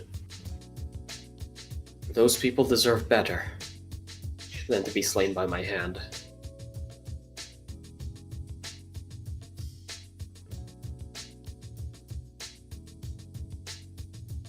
I'm about to say the word of a certain battle, but I hold my tongue. And continue on with my work. Yeah. And I'll say that's what you managed to do for this phase. Yep. And I will bring you back to the New York map. And guess what? You unlocked a new location.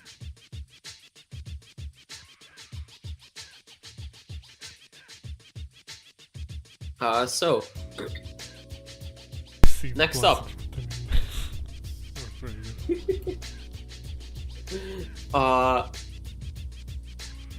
So, Ivan, you're going to 1 PP in order to get your fucking license. Firearms license. I think that for the time, like, even though it's somewhat risky, I think he would have had Archer, or sort of wear the outfit that he had bought her back in Bristol, and basically have her not take spirit form for as long as possible, just due to the fact that, well, yeah, he it's gonna be kind of odd trying to explain how this woman fucking appears, drives the car, and then disappears. She just needs to use the toilet a lot.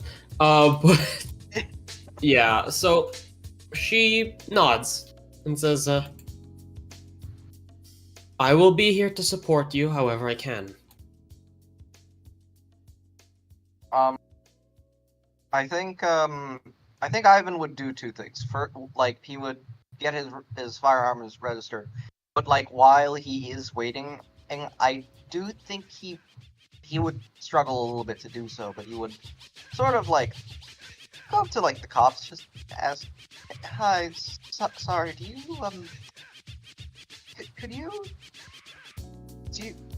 what are the current goings on in New York? I just wanted to know because I have some family that lives not too far from here."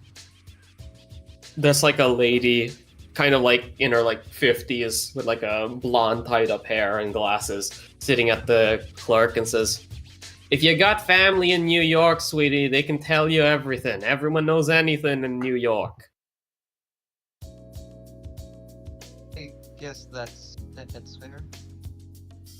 Ivan, like, she kind of like, oh no. she kind of raises an eyebrow and says, come on, sweetie. I know you're a tourist. I know you don't got actual folks here in New York. I know you're just looking for the gossip, but the One Police Plaza ain't the place for gossip. It's a place for business. Now be honest, what are you actually looking for, son? Ivan's already like in the process of getting his guns registered, right? Yes, yeah. So they're processing that already, yeah. Yeah, Ivan's just like sort of like scratches the back of his head, just says, I'm just trying to figure out like what's the current goings on, areas to avoid mostly. Areas to avoid? Probably anywhere in that rich ass coat of yours, sweetie. You don't want to be caught dead in the streets like that. You're gonna get mugged. Ivan like pauses for a moment, and he goes to raise a finger, and then he like puts it down, and he looks at his coat for a moment, and he's like, and he goes, "This is, I'm going to note this for sure. Ivan's coat, while it is like sort of pretty, that's just the golden inlay. It's just wool." Yeah, it's got golden inlay though. Yeah, that's the only thing. Like, bro, you're wearing a tie.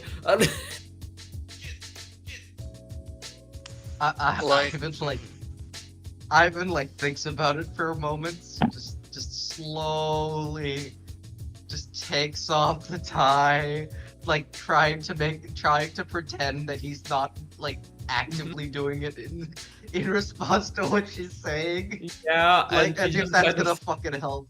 Yeah, she just kind of says, "If you just take that jacket off, you look like you're from the financial district. But you don't want to look like you're from the financial district because that's where all the banks get in robbed, sweetie. Just get a shirt." Wait, what did it say? Is that Wall Street?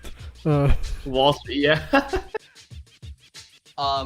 Ivan suddenly remembers that he brought another one of his Devil May Cry t-shirts in his backpack. Yeah. In his bag. Like, why did I bring that? You'll just look like a regular dude. Yeah. Well, wait, actually, you're very tall. I do actually think he might have hauled his suitcase into the back of the trunk of the car. Thinking about it now. Ivan's just gonna wait for the dang guns to get processed. Like, yeah, he's just gonna go note, open, just internal. I think actually no. He would actually pull a notebook out of his jacket and he would write it avoid financial district, and then he checks the group chat and sees that they've already got it. Hey, sweetie, maybe you should write in your notepad. Don't carry around a notepad because you look like you're rich. Or a cop. Or a cop. And let me tell you, you ain't one of us. I've been like awkwardly looks back and just I've been like really like stops for a moment. You know, like breathes Archer in, actually breathes out. Before you like, you know, really like have to say anything, Archer kind of like goes up, kind of like places her hand on your shoulder and like your chest, and like just kind of like pushes you back a bit, and like just like says to the lady, "Excuse me, ma'am, but this is his personal style and his personal way of efficiency. He has a certain way of doing things, and if you don't like it, just keep it to yourself. I'm not sure if you are unfamiliar with courteousness, but perhaps such judgments should be left to your own thoughts." Okay, out of character, she literally just described fucking autism. Yeah.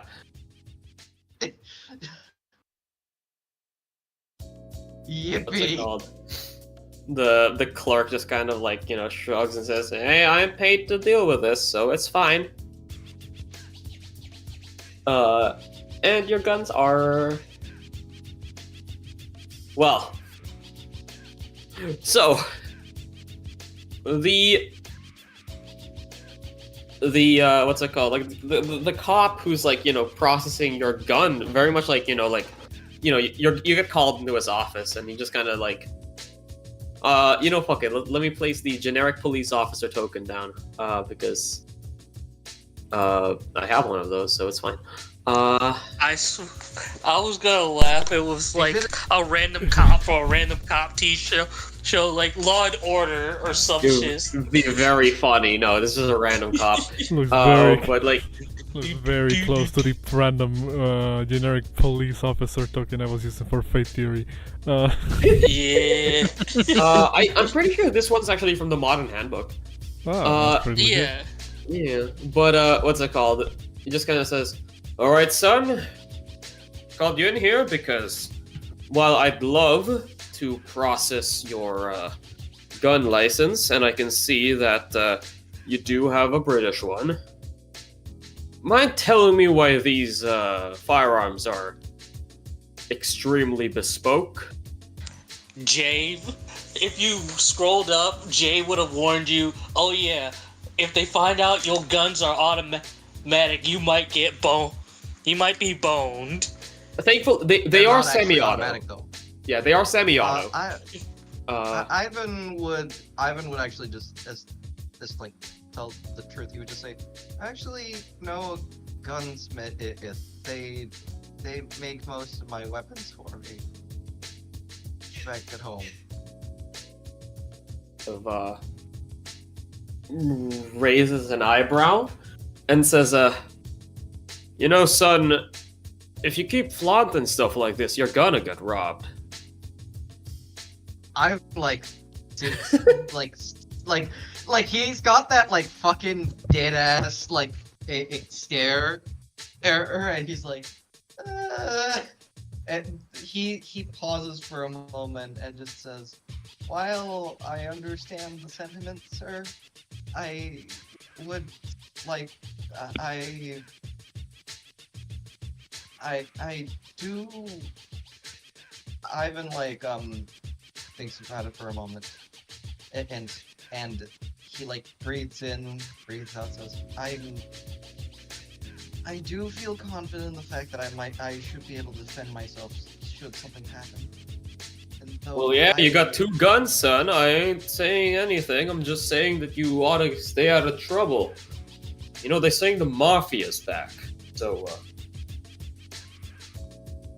you might want to stay indoors. Look, son, I can tell you're a nice boy, and I can tell you're very much not from around here. Tell you what, give me $350. I'll process this license for you. Is Archer in the room with him? Yeah, Archer is in the room with him. And like the cop just kind of says like, I can look past the custom works because you say you know a gunsmith. But I am gonna have to have your guarantee and promise that you'll stay away from places like the dockyards.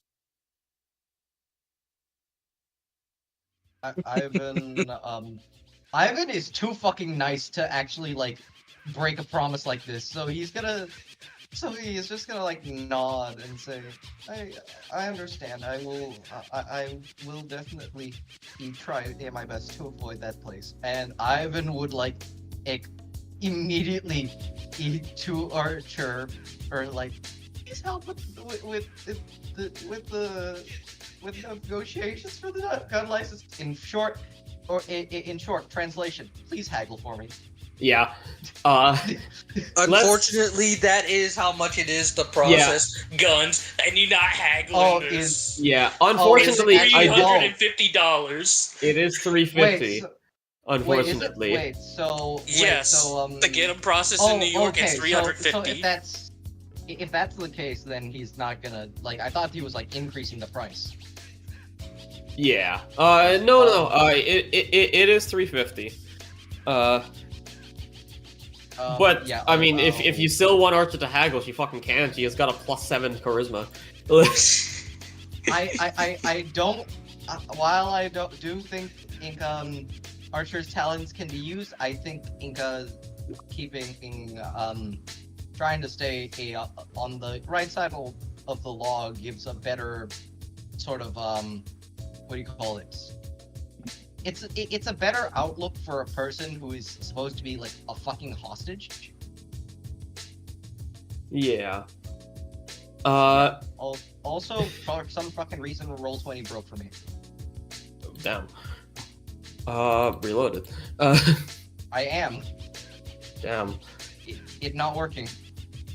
But yeah, so that sucks. I don't know what to say. Like, could you just write minus something in my debt? yeah, sure. I'll type that down for you. But yeah. Yeah. As far as I can tell, hunting licenses in like New York actually go from like an annual fee. So you'll basically be billed that. Whenever you leave, basically. The campaign will last an in-universe year for you to pay this second fee.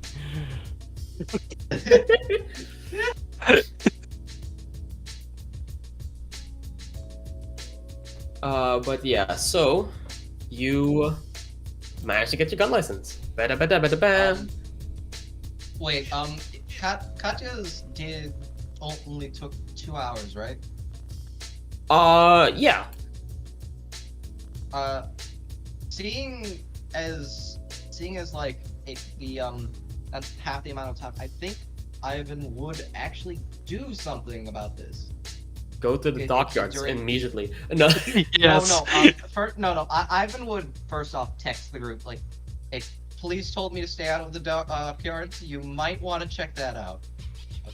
First, that's like the first text he sends, followed by him immediately calling Antonio.